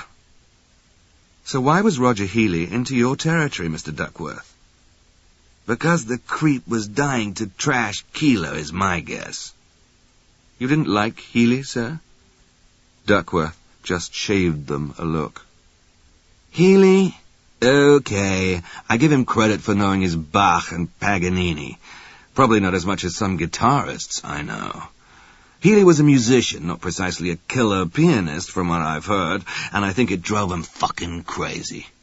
You had to look close, reading his reviews, to see some of those lines were etched in acid. He was a weirdo.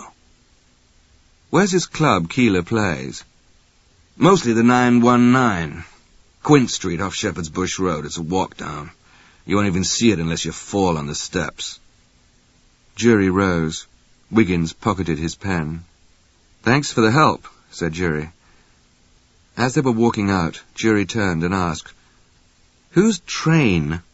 I heard someone refer to Train the other day. Just wondered." Dead silence. Duckworth looked at him as if the superintendent had lost his mind. "John Coltrane." "Oh," said Jury. "He played sax." "Oh." 20 years ago. Wiggins slammed the passenger door. "Something wrong, Wiggins? You look like you could use a tourniquet. An artery's going to burst." John Coltrane? John Coltrane just happened to be probably the greatest saxophone player ever. Why didn't you ask me? It's absolutely embarrassing. Wiggins looked down at the seat where Jury was fiddling with a small machine. "What's that?" "Sony Walkman. Research." Jury dropped in a tape, and some of the sweetest sax music this side of heaven started up. "Thought you'd like to hear a little Train." As the car tore away from the curb, the sound that came from Wiggins was like a death rattle, and Jury was having his first real laugh in a week. Abby was furious. If someone thought she was going to die out here on the moor, they were crazy. Snow had gotten down into her boots and was soaking her socks, but she'd rather have her toes freeze than risk giving herself away by making a lot of squelchy noises trying to yank them off. Anyway, with only the low wall of the shooting butt to hide her, she didn't want to do much moving about. It surprised her that Tim was managing to be so silent, lying there beside her. Of course, Tim was used to lying about the barn, but he seemed alert, the way he kept looking first to one side, then to the other, then to her. Abby knew nothing about guns, but she'd never forget the crack of the shot that had barely missed her and ricocheted off the wall. Where was Stranger? Where? She knew he wasn't shot, because there'd only been the one. There was no sound now, nothing now but a whisper of wind in the bog rush and bracken. Her waterproof was yellow. Yellow.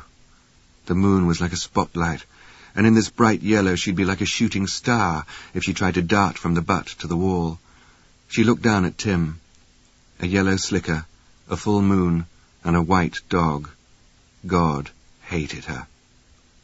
One of the reasons she'd liked Jane Eyre at first was because she thought God hated her, too. But then when Jane went to work for Mr. Rochester, Abby knew what was coming and decided God didn't hate Jane at all. He was just trying her. Her mind wandered off to Stranger again. He was out there somewhere. And here she was with a crazy person with a gun. The gun. The same gun that had killed her aunt, she was sure. And here she was, with nothing. Something glimmered in her mind, and she slowly raised her head, squinting towards the moor. Sheep. Where in heaven's name were they all? Weaver's Hall was virtually deserted except for Melrose and the staff. Following luncheon, the guests had scattered like buckshot. Mrs. Braithwaite's cooking and murder had that effect on one, Melrose supposed. Melrose frowned. Where in hell was Ellen, anyway? After breakfast, she and her bike had skittered down the drive, spitting up shale and rocks on her way to some Bronte research revel, this time in Wycolla. That had been nearly 12 hours ago. And where was Abby? She had been in the barn after breakfast, and he hadn't seen her since. He looked fretfully out of the front room window, and yet again checked his watch.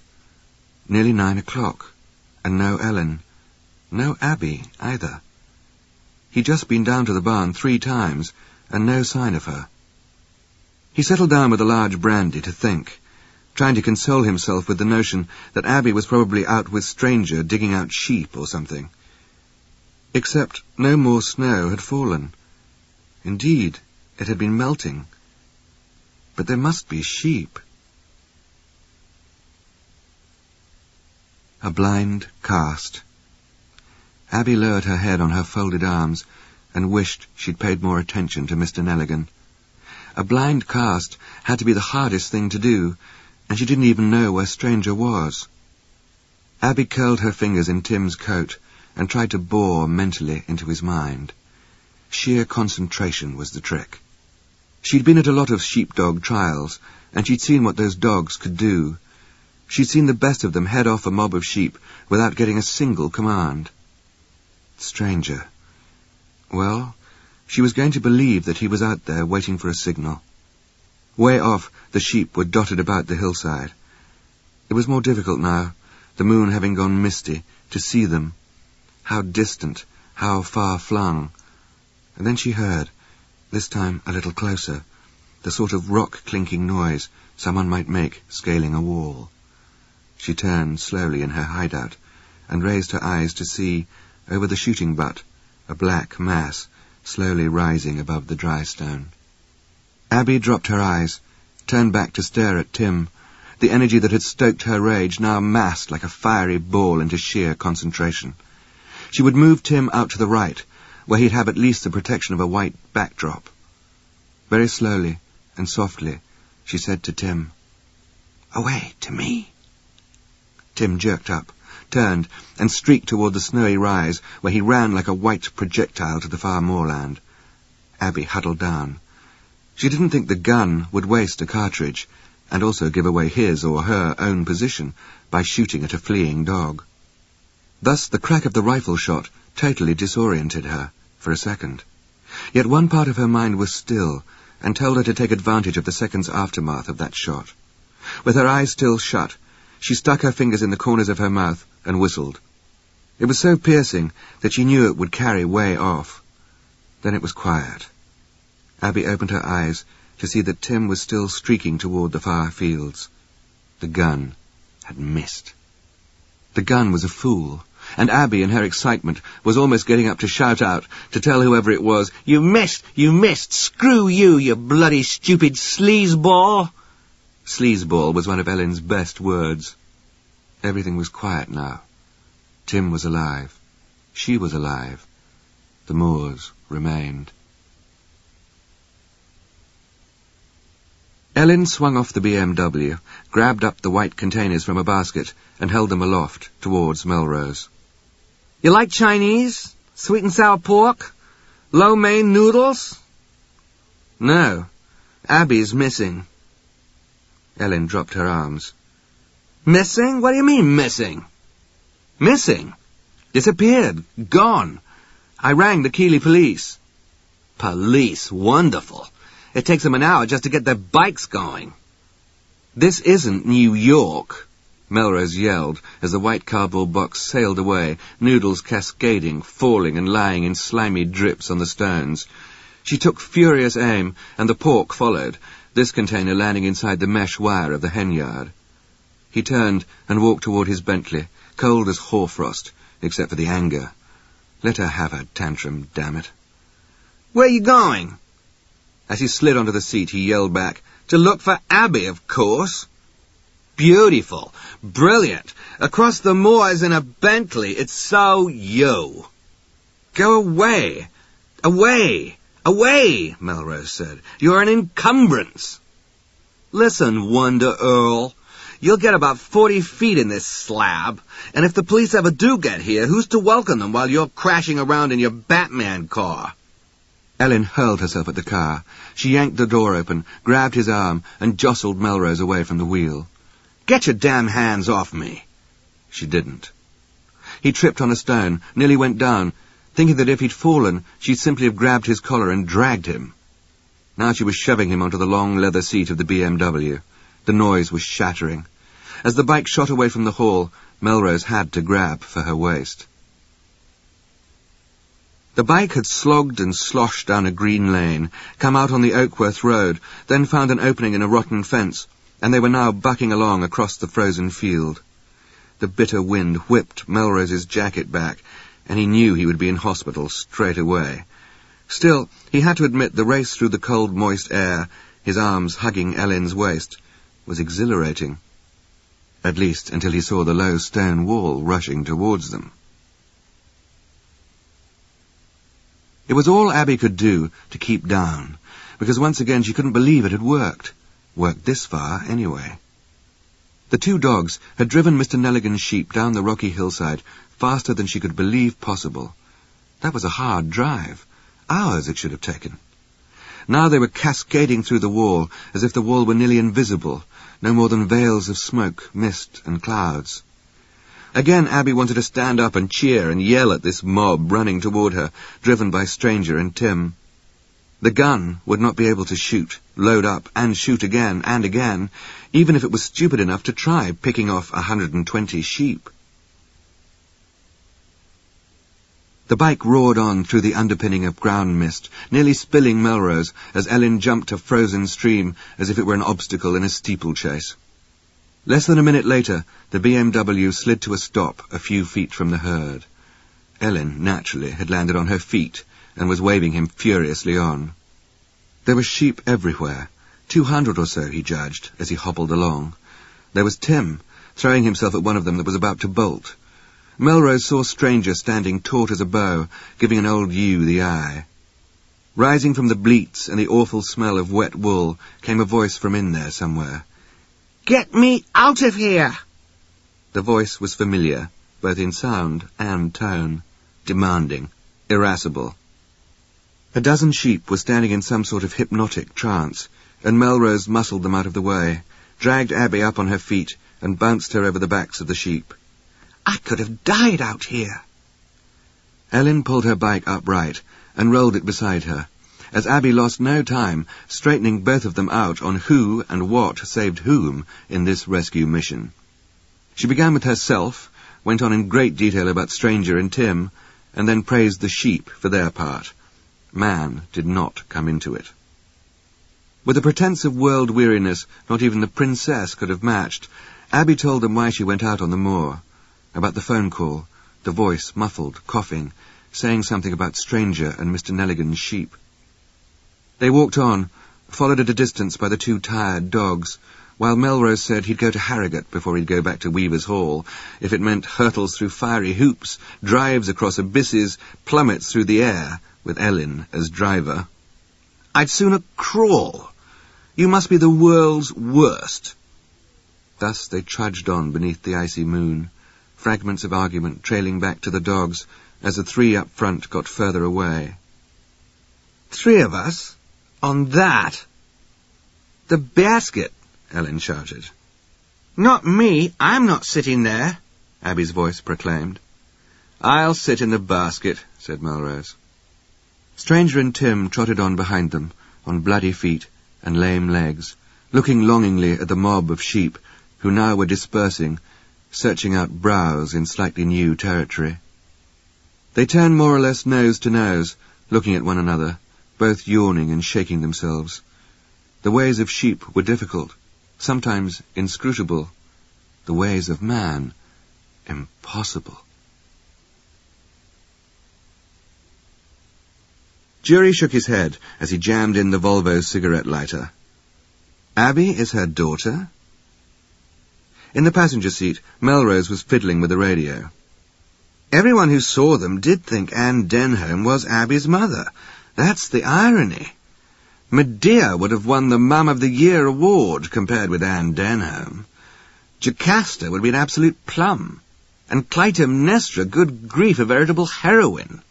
People seem to forget that Agamemnon did offer up their daughter on that dismal island to appease the gods. Superintendent Sanderson will think it provides Nell Healy with one hell of a motive for murdering Anne Denholm if Roger was Abby's father. I smell money in all of this, said Jury. I smell the scarlet letter, said Melrose. Anne Denholm didn't strike me as a martyr. Far from it.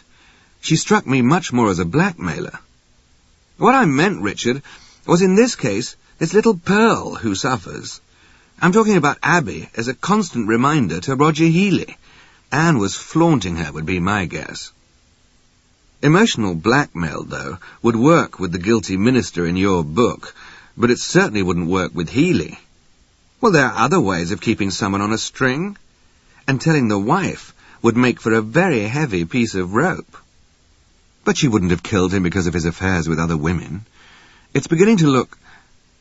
I'm going over to the Citrine house. Did you ring up Vivian? Vivian? Of course I rang Vivian. As the Volvo drove off, Melrose plugged in his earphones and walked in the hall to ring Vivian. I can find my way, Jury said to the silent servant who had just opened the heavy door on the depressing sight of the cold entrance room. Don't bother announcing me. In the great hall, a fire blazed in the hearth and the brasserie. But only in those 2 pockets did the room seem warm, for the rest was still cold, like stepping from the heat of the sun into the shadows. In the shadow of the archway, Jury now stood. When he said good morning, Charles and Rena Citrine turned together. It wasn't long, though, before Charles Citrine was on his feet and displaying as much hostility as he probably ever let show. Just what are you doing here? Trying to help your daughter. Charles Citrine slumped back in his chair and said nothing. His sister looked from him to Jury. And we're not? I don't know, do I? Anne Denholm got a telephone call before she set out across the Keighley moor. Doubtful it was a friend, since the housekeeper says Miss Denholm barely said a word. Might have been anyone. What you think is that someone in this house lured poor Anne Denholm to her death. Given we're rather short on family at the moment, the suspects are few.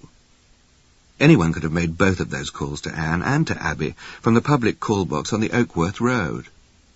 In the case of Anne Denholm, Mr. Jury, there might have been a number of candidates. Men. Charles Citrine's voice rose a notch, a cautionary notch. Rena.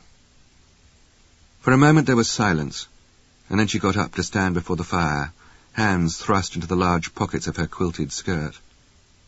This square of the cheerless hall seemed to flame up around him, the brasserie behind, the sparkling logs before, Rena in her flaming crescent colours.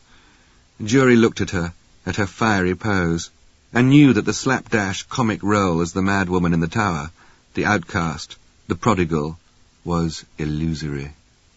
Ellen was tinkering with the BMW. It had taken less of a battering than one would have thought possible. She's German, said Melrose. German? Who's German? Although she was holding a spanner in her raised hand, Melrose answered her. Caroline. She's his Germanic queen. Will you stop with that fucking tape? I wish I'd never even mentioned Lou Reed. Goading Ellen was almost as much fun as goading Agatha. Melrose reached out his hand, shoved the fingers in the neck of her black jersey, and pulled her to him. As he kissed her, harder than he'd ever kissed anyone, she made a strangling sound. After a certain amount of pounding her fists against his heavy sweater, she went limp. That part of his mind into which blood was still pouring thought that perhaps she was dead, strangled.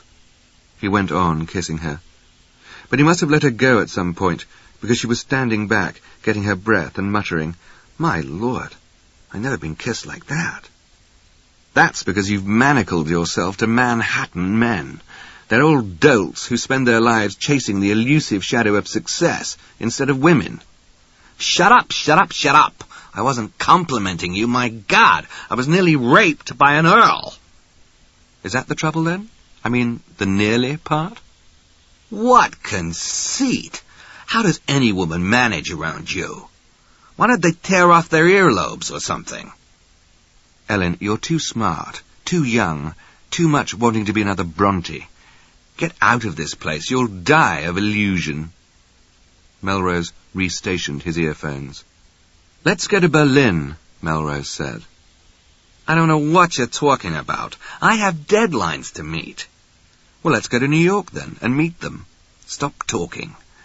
I think another clue about Caroline just went missing. He pressed the phones to his head. Calmly, Ellen went back to adjusting the lugs on her BMW wheel. The prison matron brought Nell Healy into the wood-panelled room that might have been the library of a home, except for the lack of books, and that it was furnished only with a long table and a chair at either end. She had been taken into custody after Abby's brush with the gun on the moors. Nell was dressed in a square-necked prison dress and looked like a figure in a tintype, where the faces take on the tincture of the amorphous, steely grey edging. She was looking at Jury, waiting. Neither of them sat down. "It was nice of you to come." Jury rejected the usual openings. He began to see the uselessness of that sort of talk. "Nell, I was talking to Commander McKelvey. You remember him, I know. There's probably no way he can avoid testifying about the ransom." "Tell her, Jury," he thought to himself. "Go ahead." The shots of the boy's skeleton in Cornwall passed before his eyes. He felt ill. The temptation to show her the magazine, to tell her about the lunch with Charlie Rain, was strong, but he didn't. He couldn't. "Is that what you came here to tell me, Mr. Jury?" "No. I want you to tell me what happened. A friend of mine was talking about the Greeks, Medea, Jocasta, Clytemnestra. You remember the tale of Clytemnestra and Agamemnon? I mean the whole of it? Agamemnon has always been considered the husband betrayed and murdered. And that's true. Are you drawing an analogy with me?" said Nell. "Does your friend think I'm as evil as Clytemnestra, then?" He was talking about Anne Denholm. You knew Abby was her daughter. You also knew Roger was her father. I'm not sure how, but you knew. "I murdered him in a fit of jealous rage. Is that it?" "No. You murdered him because you thought he murdered your son. And not for the reasons Agamemnon nearly sacrificed Iphigenia. In that case, it was a sacrifice demanded by the gods. Fortunately, the gods gave him a last-minute reprieve. In this case, there were no gods to appease, and no reprieve. Roger Healy wanted the money." Nell just avoided stumbling as she took a step toward the nearby chair and put her hand on its back.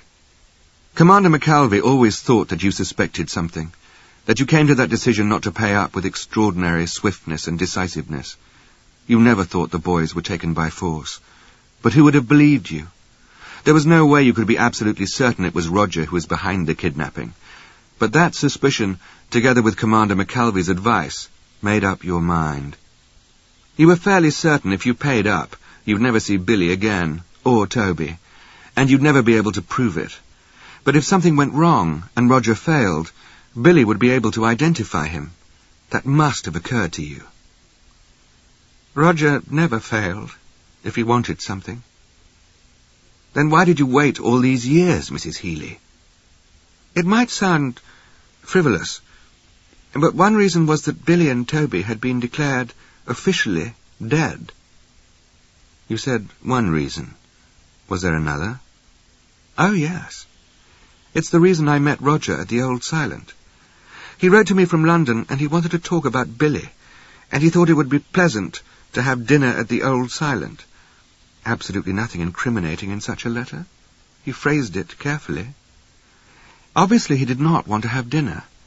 What he wanted was £1 million, in return for information about Billy. He thought he knew, you see, what had happened. But surely the man wasn't reckless enough to admit, "Oh, no, Mr. Jury." You were never then 100% sure? No. But what would you do to a father who would extort money for information about the disappearance of his own son?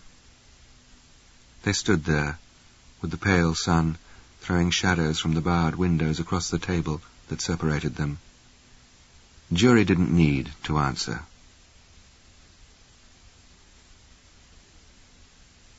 In the Old Silent, there was a better-than-average lunchtime crowd in the dining room. Jury walked through the lounge and saloon bar and asked the proprietor for a pint of Abbott's, a cheese sandwich, and the use of the telephone.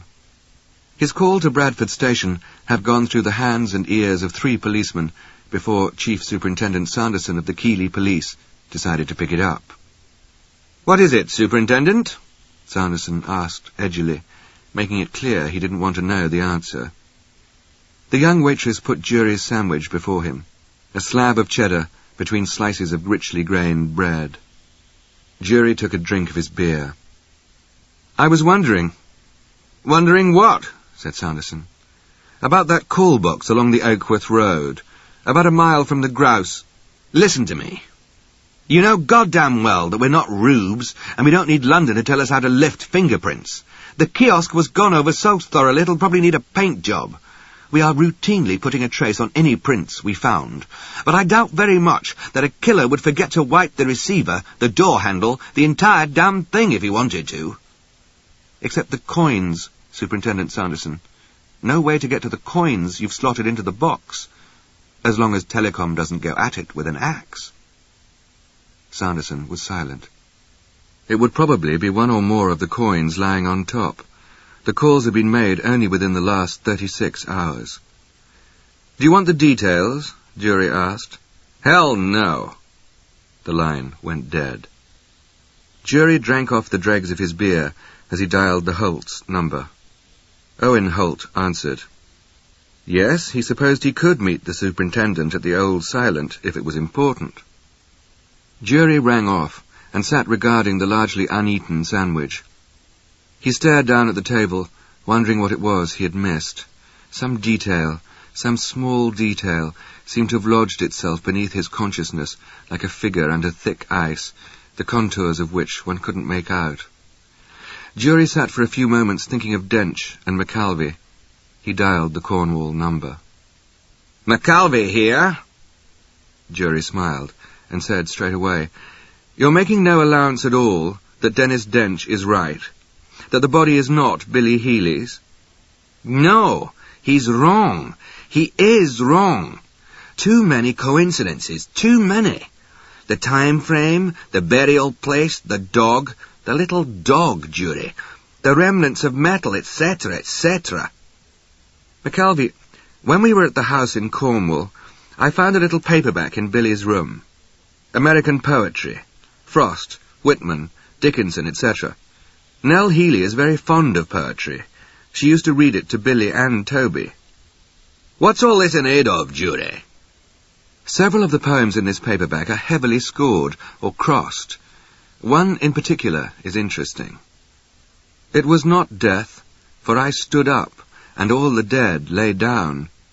"Sounds like headquarters." "Listen, McAlvey. It was not frost, for on my skin I felt siroccos crawl." "You know a band called Sirocco?" "Yes, I know where you're headed, and you're wrong." "No, you don't know where I'm headed, McAlvey. I'll get to that in a minute. I talked to Charlie Rain. He knew about the Healy case. As does half the country, jury. The kid's been out of England, McKelvey. With all he's got to do, why would he be so taken up with this case? He knew every detail. He got the concert date changed because he wanted to be here. Oh, let me guess. Next thing you're going to tell me, the skeleton in that grave was... Jury spoke up. Toby Holt. Toby Holt. Brilliant. Aren't you forgetting one crucial piece of evidence? Toby Holt was run down by a lorry 5 weeks later.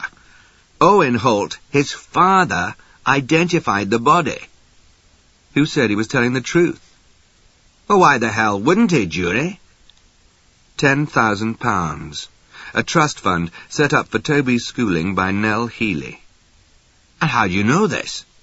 I don't, yet. But I think I will after I talk to Owen Holt. The lead guitarist, Charlie Raine. I think he's Billy Healy. Jury, Billy Healy is dead. I was afraid you'd say that. Listen, security at those concerts is nil. Wiggins has rounded up a few men who aren't on rota. Are you telling me you think someone's going to try and off your boy in the middle of a concert with... Hell, you've seen too many Hitchcock films. So you want reinforcements? Yeah, so go ahead, great. Except that it isn't Billy Healy. And did you tell Nell Healy that you think her son's alive? That he turned out to be famous? Which is what that bastard of a husband always wanted. Billy Healy was a pianist, jury, not a guitarist. For McKelvey, that was pretty weak. He could play anything put into his hands, according to several people. Psychologically, your theory is lousy, jury.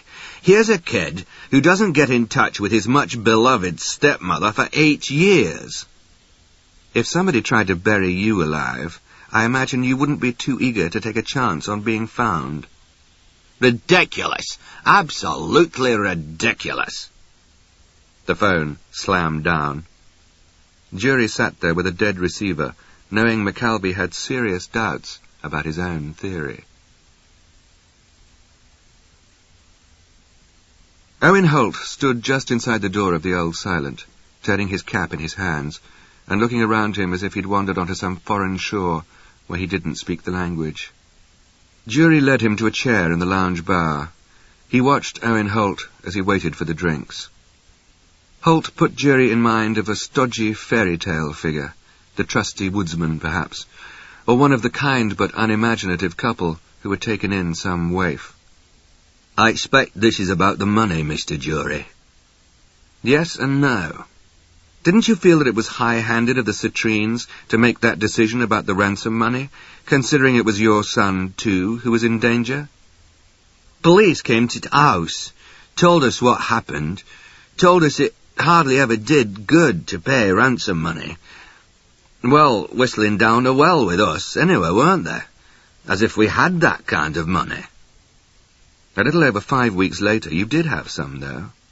You must have wondered why Toby had gone to London. Aye.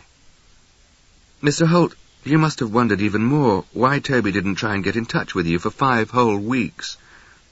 Are you absolutely sure that was Toby's body? Finally, Owen Holt looked up and said, You're right, smart. 'Twarn't Toby. But if you think it were to get the money, you're wrong. Then why, Mr. Holt? Alice, my wife. The poor woman kept hoping and hoping. Day after day she'd be cleaning the kitchen windows, pretending she was cleaning, when what she was doing were watching the little path back there that Toby always came up. I sat there in the kitchen once and counted 6 times she washed off the same little pane. 8 years. I think it was the right thing I'd done. I'm sorry. He's dead, I expect, Holt asked. Jury thought of Dennis Dench and that grave in Cornwall. He could think of nothing to say to the man as he watched Owen Holt turn his head toward the Old Silence window, where the panes were black.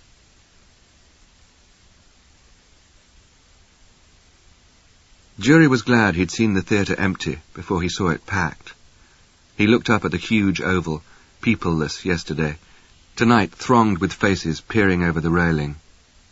With the crowd shoving round him toward the sets of double doors, Jury felt a tap on his shoulder. Melrose Plant complained, "If you must send me on another mission, make it Lourdes. Where's Sergeant Wiggins?" "Up there, projection room." "You've been seeing too many reruns of The Manchurian Candidate." Jury checked the exit signs and the double doors at the rear. 5 men. That was all he could muster. "Probably," he said. 2 huge spotlights on each end of the circle suddenly switched on and started crisscrossing the stage, which sent cheers up from the audience. "So you're both down here waiting for some shooter to stand up on a front row seat, for Christ's sakes." The owner of the voice sounded disgusted. "McKelvey? Well, you wanted help, didn't you? Lord knows you could use it." All 5 band members walked on stage together to an explosion of applause. They were dressed in basic black, shirts and cords. This band didn't wind up its audience, didn't grandstand, didn't preen. As soon as those lights hit them, Wes Whelan hit the drums for his sizzling solo introduction to the band's signature song, Windfall, and the crowd, simultaneously, went crazy. Jimenez kicked in with that one-note riff building his bass line, and Charlie Raines stepped a few feet forward and started one of his arpeggio runs. The huge hall reverberated with the lightning of the music and the thunder of the crowd echoing it. The Odeon might as well have sold standing room only, because no one was sitting down.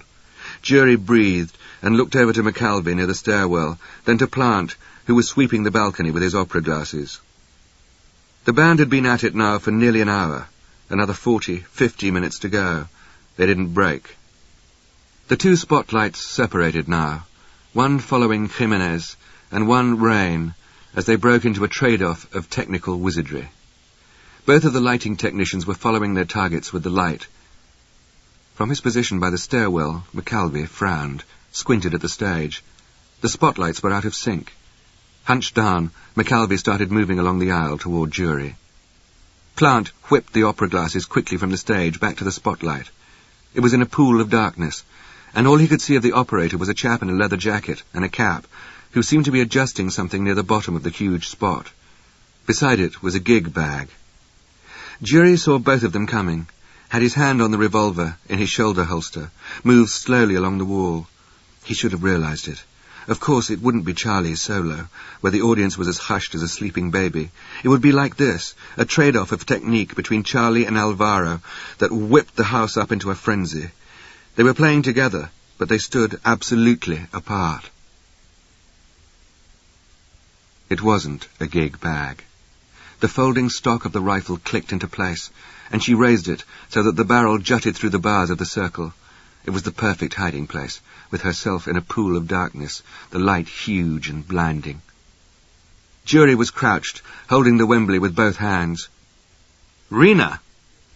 The word cut through the noise just like the snick of a safety. "Hold it right there," said McAlvey, who'd drawn out a .38. Rena Citrine fired a half-second before the commands, out into the theatre, toward the stage. Wes Whelan did a total turn, and yet still came down on the 1, hitting all the punches, not missing a lick. The others hesitated, looked at him, and hit their instruments again, following his lead. As she swung the rifle, catching Jury in the sight, Melrose tossed his coat at the gun. McAlvey threw himself at her legs and raised the butt of his pistol. The spotlight fell across Rena Citrine and hit the floor with a hideous crash. And now, thought Jury, comes the hard part. Panic in a theatre filled with over 1,000 people. He pressed a radio button, spoke into it. A woman screamed. It was one of the shrillest noises Jury had ever heard. He got off his knees, looked down at the stage. Wes Whelan was hugging his arm. The rest of the band was momentarily stunned. "Come on, do it." The announcer did it, grabbed at a mic and shouted, "Ladies and gentlemen, Stan Keeler!" When reclusive rocker Stan Keeler moved, he moved. He came out of the wings at such speed, he covered the last several feet on his knees, sliding to a stop, and playing on his way up from the floor. Stan Keeler? In concert? And with Sirocco? What sort of competition was a crazy killer with that? The police ambulance, sans siren, had just left the alley with its cargo, and left the faces of the limo driver and a few of the roadies open-mouthed, staring after it. Aside from the single stretcher, carrying Rena Citrine, borne by two orderlies in plain clothes, and a youngish man held up by two more, it was the slickest exit made from a stage door they'd seen, slicker than the exit of the stars themselves, who were still performing. Jury, Plant, McAlvey and Wiggins were sitting in one of the equipment vans on amps and crates. When Jury saw the police pathologist come out of the stage door, he jumped down from the lorry. Dr. Phyllis Nancy was, in Jury's mind, the creme de la creme of doctors. The one he had searched out not only because she could work with lightning speed, but because she had an imaginative grasp of a situation. The victim, Rena Citrine, is in critical condition. One of what I would imagine to be at least 4 broken ribs penetrated the lung and started hemorrhaging, with blood coming out of both the ear and the mouth. The right wrist is broken, compound fracture. You can see the bone protruding. One side of the skull endured a blow with a blunt object, bits of the cheekbone adhering to the blood. Jury listened patiently as Dr. Nancy went on. "How's the member of the lighting crew? We found him in a storage room, tied up and out cold. Why he wasn't dead is beyond me." I brought him round. He said about 20 or 25 minutes before the show, a woman came up to him when he was adjusting the spotlight, said she was from the supply equipment company, and that the spot was defective. He said it wasn't. And showed her, I take it. Jury, his leather jacket was gone, his cap gone, and she was gone. Well, we know where she was. McAlvey descended from the lorry. She looked at him, mouth open. "Who are you?" McAlvey, Brian, Devon, Cornwall Constabulary. I've been working on the case. Dr. Nancy looked at him, looked back at Jury, squinted into the shadows of the lorry. Sergeant Wiggins came out of the stage door in a rush, as if he were being blown thither by the swell of music and thunder of applause. "I got a hold of Sanderson." "Well, if it isn't Sergeant Wiggins," said Dr. Nancy. "This shall be one of the most interesting reports I've written up." She collected her black bag and started toward the police car. Jury asked, "What did Sanderson say, Wiggins?" "That the coins from the call box matched Rena Citrine's fingerprints. He added that it didn't prove when the calls had been made." "He's as hard to convince as Commander McAlvey," said Jury. Good for Sanderson, Jury. I take it this Citrine woman was one of Roger Healy's ladies." "It might have been pure greed, and not love and greed. Rena's the poor Citrine. Everyone else in the family had money. Roger and Rena must have made a divine pair, both after his wife's money. They meant to kidnap Billy. Toby was there. They had 2 boys to deal with. Somehow Billy Healy got away, but they couldn't let Toby live to identify them later." Wiggins sounded almost disappointed. "So Toby Holt goes into the grave, sir. Dr. Dench was right about the age, then." McAlvey cut a look around at all of them. "No, he isn't."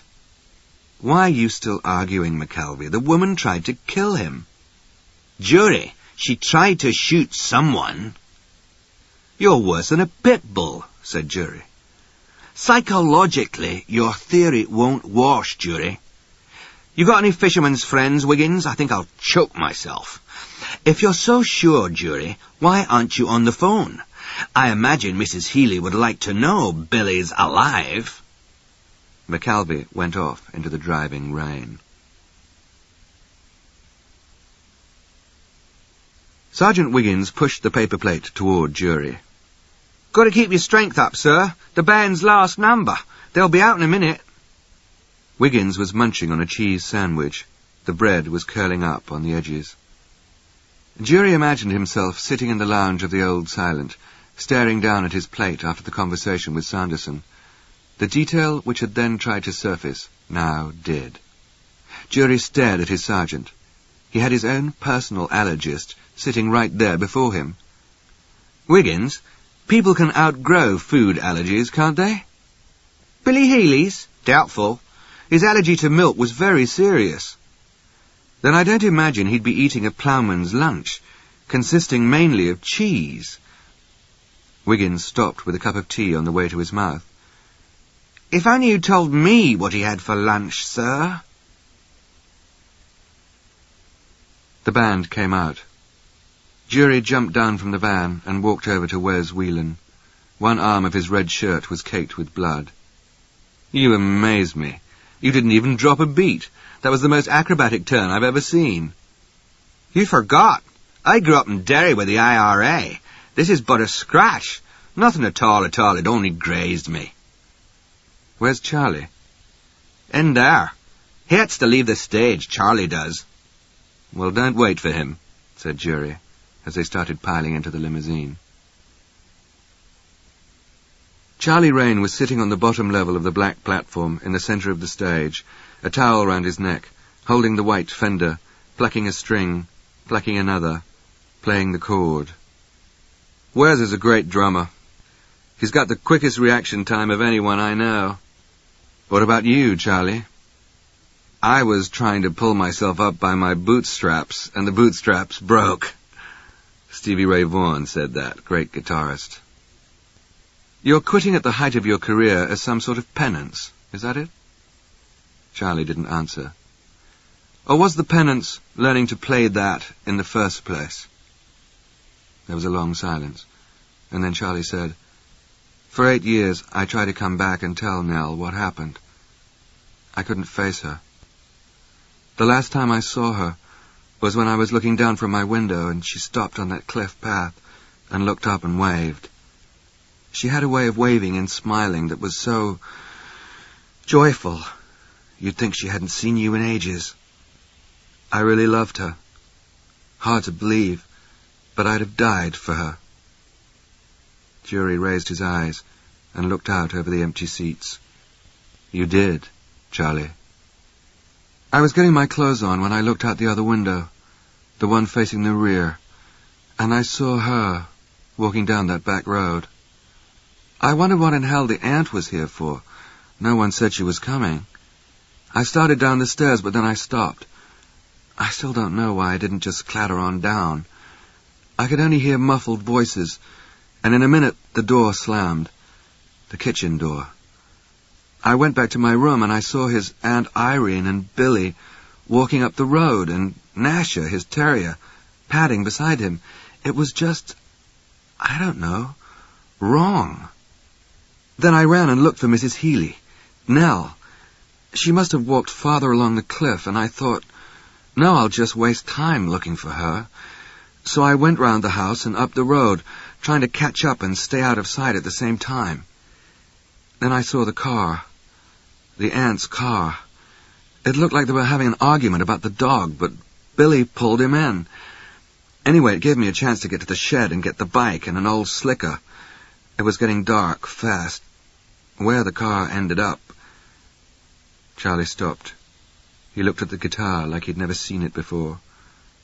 Jury turned and said, "It ended up in a disused graveyard." Charlie nodded. It came on suddenly, the dark. The only light came from the car's headlamps and an electric torch. It was held by a man, but I couldn't make him out. They hadn't heard me. The rest was like broken-off images in a dream. I could hear Billy saying something and then crying. I could hear Nasha. He just barked once and then nothing. But I didn't hear them. I mean, they went about all of this in silence, while I was ducked down behind a grave marker. Billy was lying on the ground, and the little dog was lying beside him. Did you ever have one of those feelings you become two different people? That's what happened to me. I was yelling, but even my voice didn't sound like my voice. And then it all happened in slow motion. She brought out a gun and turned it on me. I backed up against a tree and she fired. But she must be as good a shot with a revolver as she is with a rifle, because she missed. Missed killing me, I mean. The bullet only nicked my ear, but my God, the blood. She thought she'd killed me, though, I think. He was running over now, shoving her back, calling her a bloody stupid bitch. And while they were exchanging names, I managed to edge myself away from the tree, get up and run. You got to understand, I thought Billy was dead. I ran back to the road thinking maybe I could stop someone. Brilliant. Did you ever try to outrun headlamps, Mr. Jury? I take it the car was theirs. I don't know how she missed me again, but she did. I veered off the road and ran toward the coast, toward the cliffs. I managed to stagger along for a mile, maybe 2, maybe more, I wasn't counting. And then I had the best piece of luck I've ever had. Ran into a party of campers. They were Americans backpacking around the British Isles, all of them stoned. They had some stuff in their backpacks to take care of the wound. They thought I was hallucinating, they really did. When I kept talking about getting the police, told them I'd just seen someone murdered.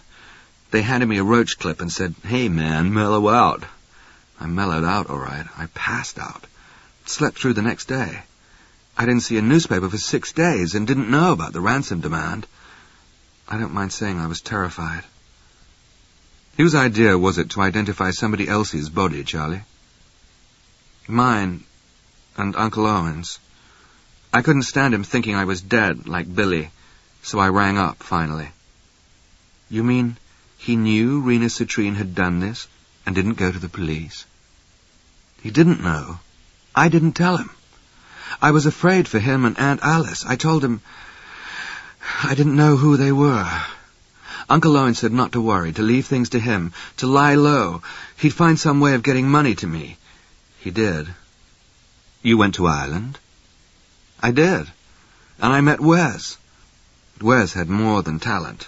He had contacts. Like someone in the UDC who knew someone who could forge passports. Back at the rear of the auditorium, light fanned briefly across the wall as one of the doors swung open and shut. Whoever it was standing back there, or had sat down. Charlie continued. The longer I kept quiet about it, the more guilty I felt. And the more guilty I felt, the harder it was to do anything, to come back, to tell the story. The old vicious circle of guilt. Why didn't I do something to save him? Because you knew damn well they'd kill you, Charlie. But not to do anything about it later. You did. You thought if he'd lived, Billy Healy would have gone on to have a successful career as a concert pianist. Well, he would have. I doubt it. Well, that was the whole idea. His father's idea, not Billy's. And not necessarily Nell Healy's. Wasn't it hard to get him to practice? Yes, but he was a natural. Come on, Charlie, Billy was lazy. On the other hand, you were just the opposite. Determined. You weren't a natural. You couldn't play anything until you were so driven by guilt to pick up on a career that Nell's son had lost. There must have been times when you wished you could have died in his place. There were, said Charlie. And you did. In a sense, you became Billy. I thought you were. Let's say I thought you were Billy because you couldn't possibly have been Toby Holt. And Toby would have been the only other one who knew all of that. I have to go back. I have to tell them what really happened. I want to see Nell. Yes, I know. But you've paid up, Charlie. And anyway, you haven't done what you'd sworn to do. You haven't peaked. Sirocco hasn't played Wembley Stadium. Isn't that the order? The Marquee, Town and Country, Odeon, Arena, Stadium. A shadow moved and started down the aisle. What about the Ritz? Jury shaded his eyes and looked back. Remember me? Asked Vivian.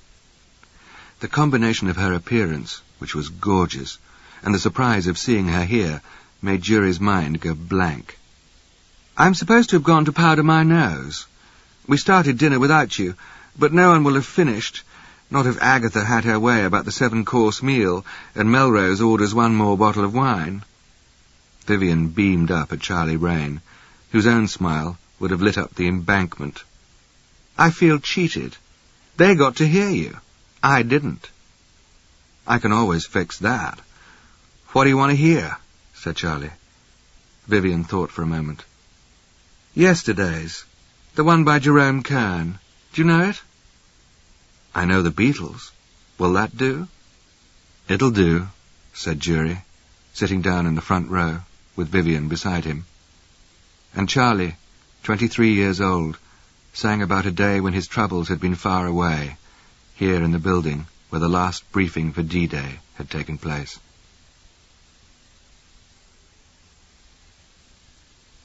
Toby Holt, said Melrose Plant. My God, that shows determination equal only to Agatha's trying to knock off every eligible female in sight. Sitting at a table as far from the small stage as he could, Jury smiled at Melrose. Thanks for not beginning with, "So Commander McAlvey was right."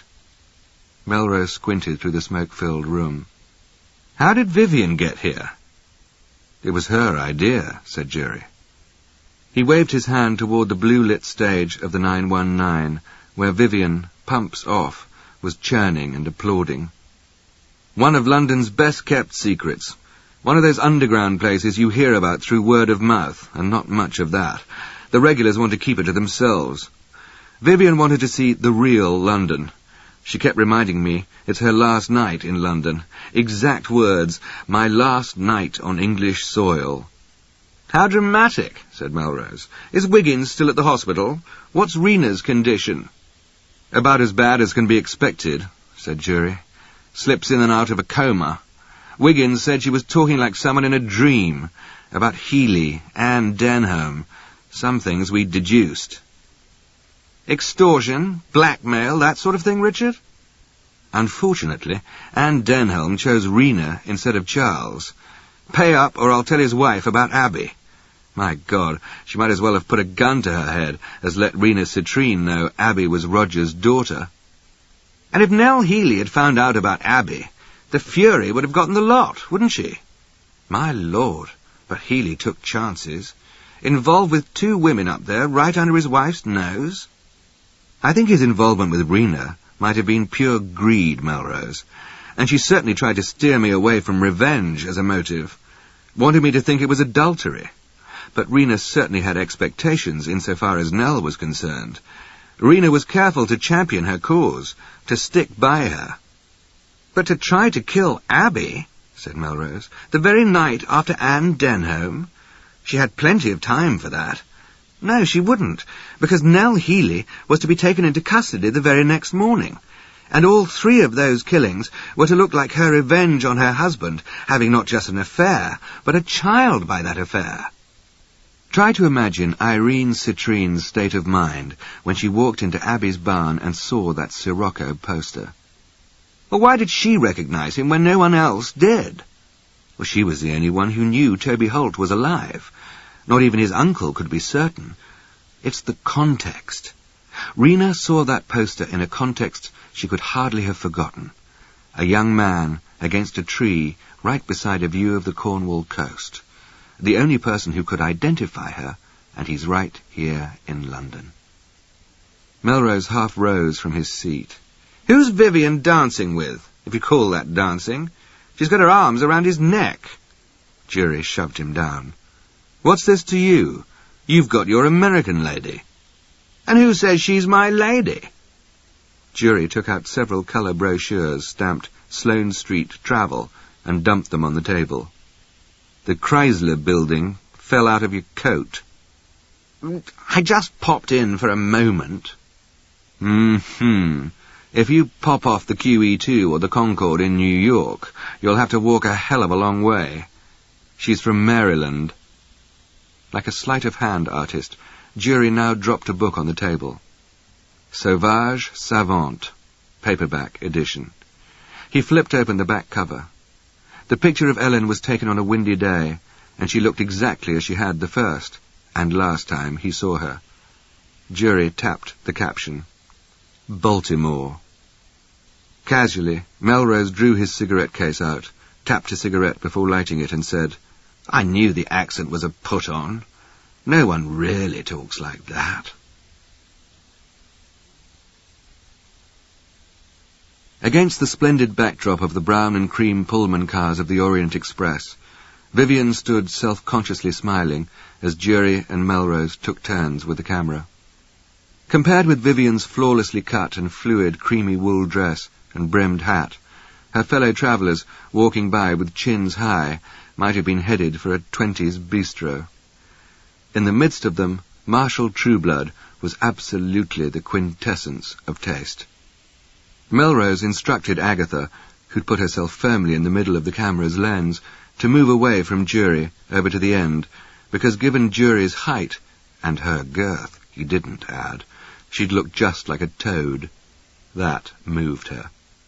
Melrose carefully adjusted the camera's prospect to cut her out, although the ostrich feather in her hat managed to land in front of Trueblood's chin. Vivian turned to Jury. "You're being very silent." "I can't stand train stations, or airports, or parting." Agatha was too busy pulling at Melrose to bother with her nemesis, Marshal Trueblood. "Who is that woman?" she demanded, pointing to the station cafe. "That person inside the cafe. She's been staring at us for the last half hour. At you, for some reason. I was watching her when you were taking my picture." Melrose looked, squinted, moved closer to the plate glass. "Ellen." He motioned her outside with several furious waves. Holding her hand, Melrose dragged her over to the train, where he smiled brilliantly at Jury, haltingly at Agatha, and uncertainly at Vivian, who was now in her compartment, barely 2 minutes to go, and who reached down her slim hand to take Ellen's. She released it and grabbed Melrose's hand with the other hand for Jury. Trueblood was quick walking beside the liveried porter who was pulling the luggage. Marshall held up a decal of the British flag, smiled, and thwacked it on her trunk. "Viv, Viv, darling, watch those canals. Be careful of the Gioppino's cellar. Oh, but of course he doesn't drink wine, does... Ah!" She'd thrown her paperback book at him. "My dearest, darling Viv, I shall never say another word. Oh, God, it's moving, it's moving." Agatha put in her last word. "Don't do anything foolish, Vivian. Mind those gondoliers. Have you any Italian at all?" "Arrivederci, that's about it." Goodbyes were shouted, cried, flung, all down the line, until the train heaved itself out into the sooty light of a London January day. Jury was looking at Melrose and Ellen. Melrose grinned, boyishly. It was the first time Jury had ever remembered seeing his friend actually grin. "Luncheon at the Ritz, Richard, what do you say? Agatha's taken herself off to Waterloo." "No, you two go on." Melrose reached into the deep pocket of his overcoat and brought out the Sony Walkman. Then he reached into the other and brought out some tapes. "I've got something for you." Transformer, Lou Reed. Rock and Roll Animal, Lou Reed. Berlin, Lou Reed. Live in Italy, Lou Reed. Mistrial, Lou Reed. New York, Lou Reed. Jury looked at Melrose Plant's enthusiastic face. "I can't thank you enough. I've got some work to clear up. These'll help." Jury shoved Melrose and Ellen gently. "Go." Jury watched them walk away, heads close together. He turned to look back at the empty track, and then in the other direction over the heads of Victoria's crowded railway station. Over there was the old dependable underground sign. Jury held on to the tapes Melrose had given him and brought out another tape from his pocket, looked at it, shoved it back. He might as well go home and put on a little train. The Old Silent was written by Martha Grimes and read by Tim Curry. It was abridged for audio by Jill Ellen Riley.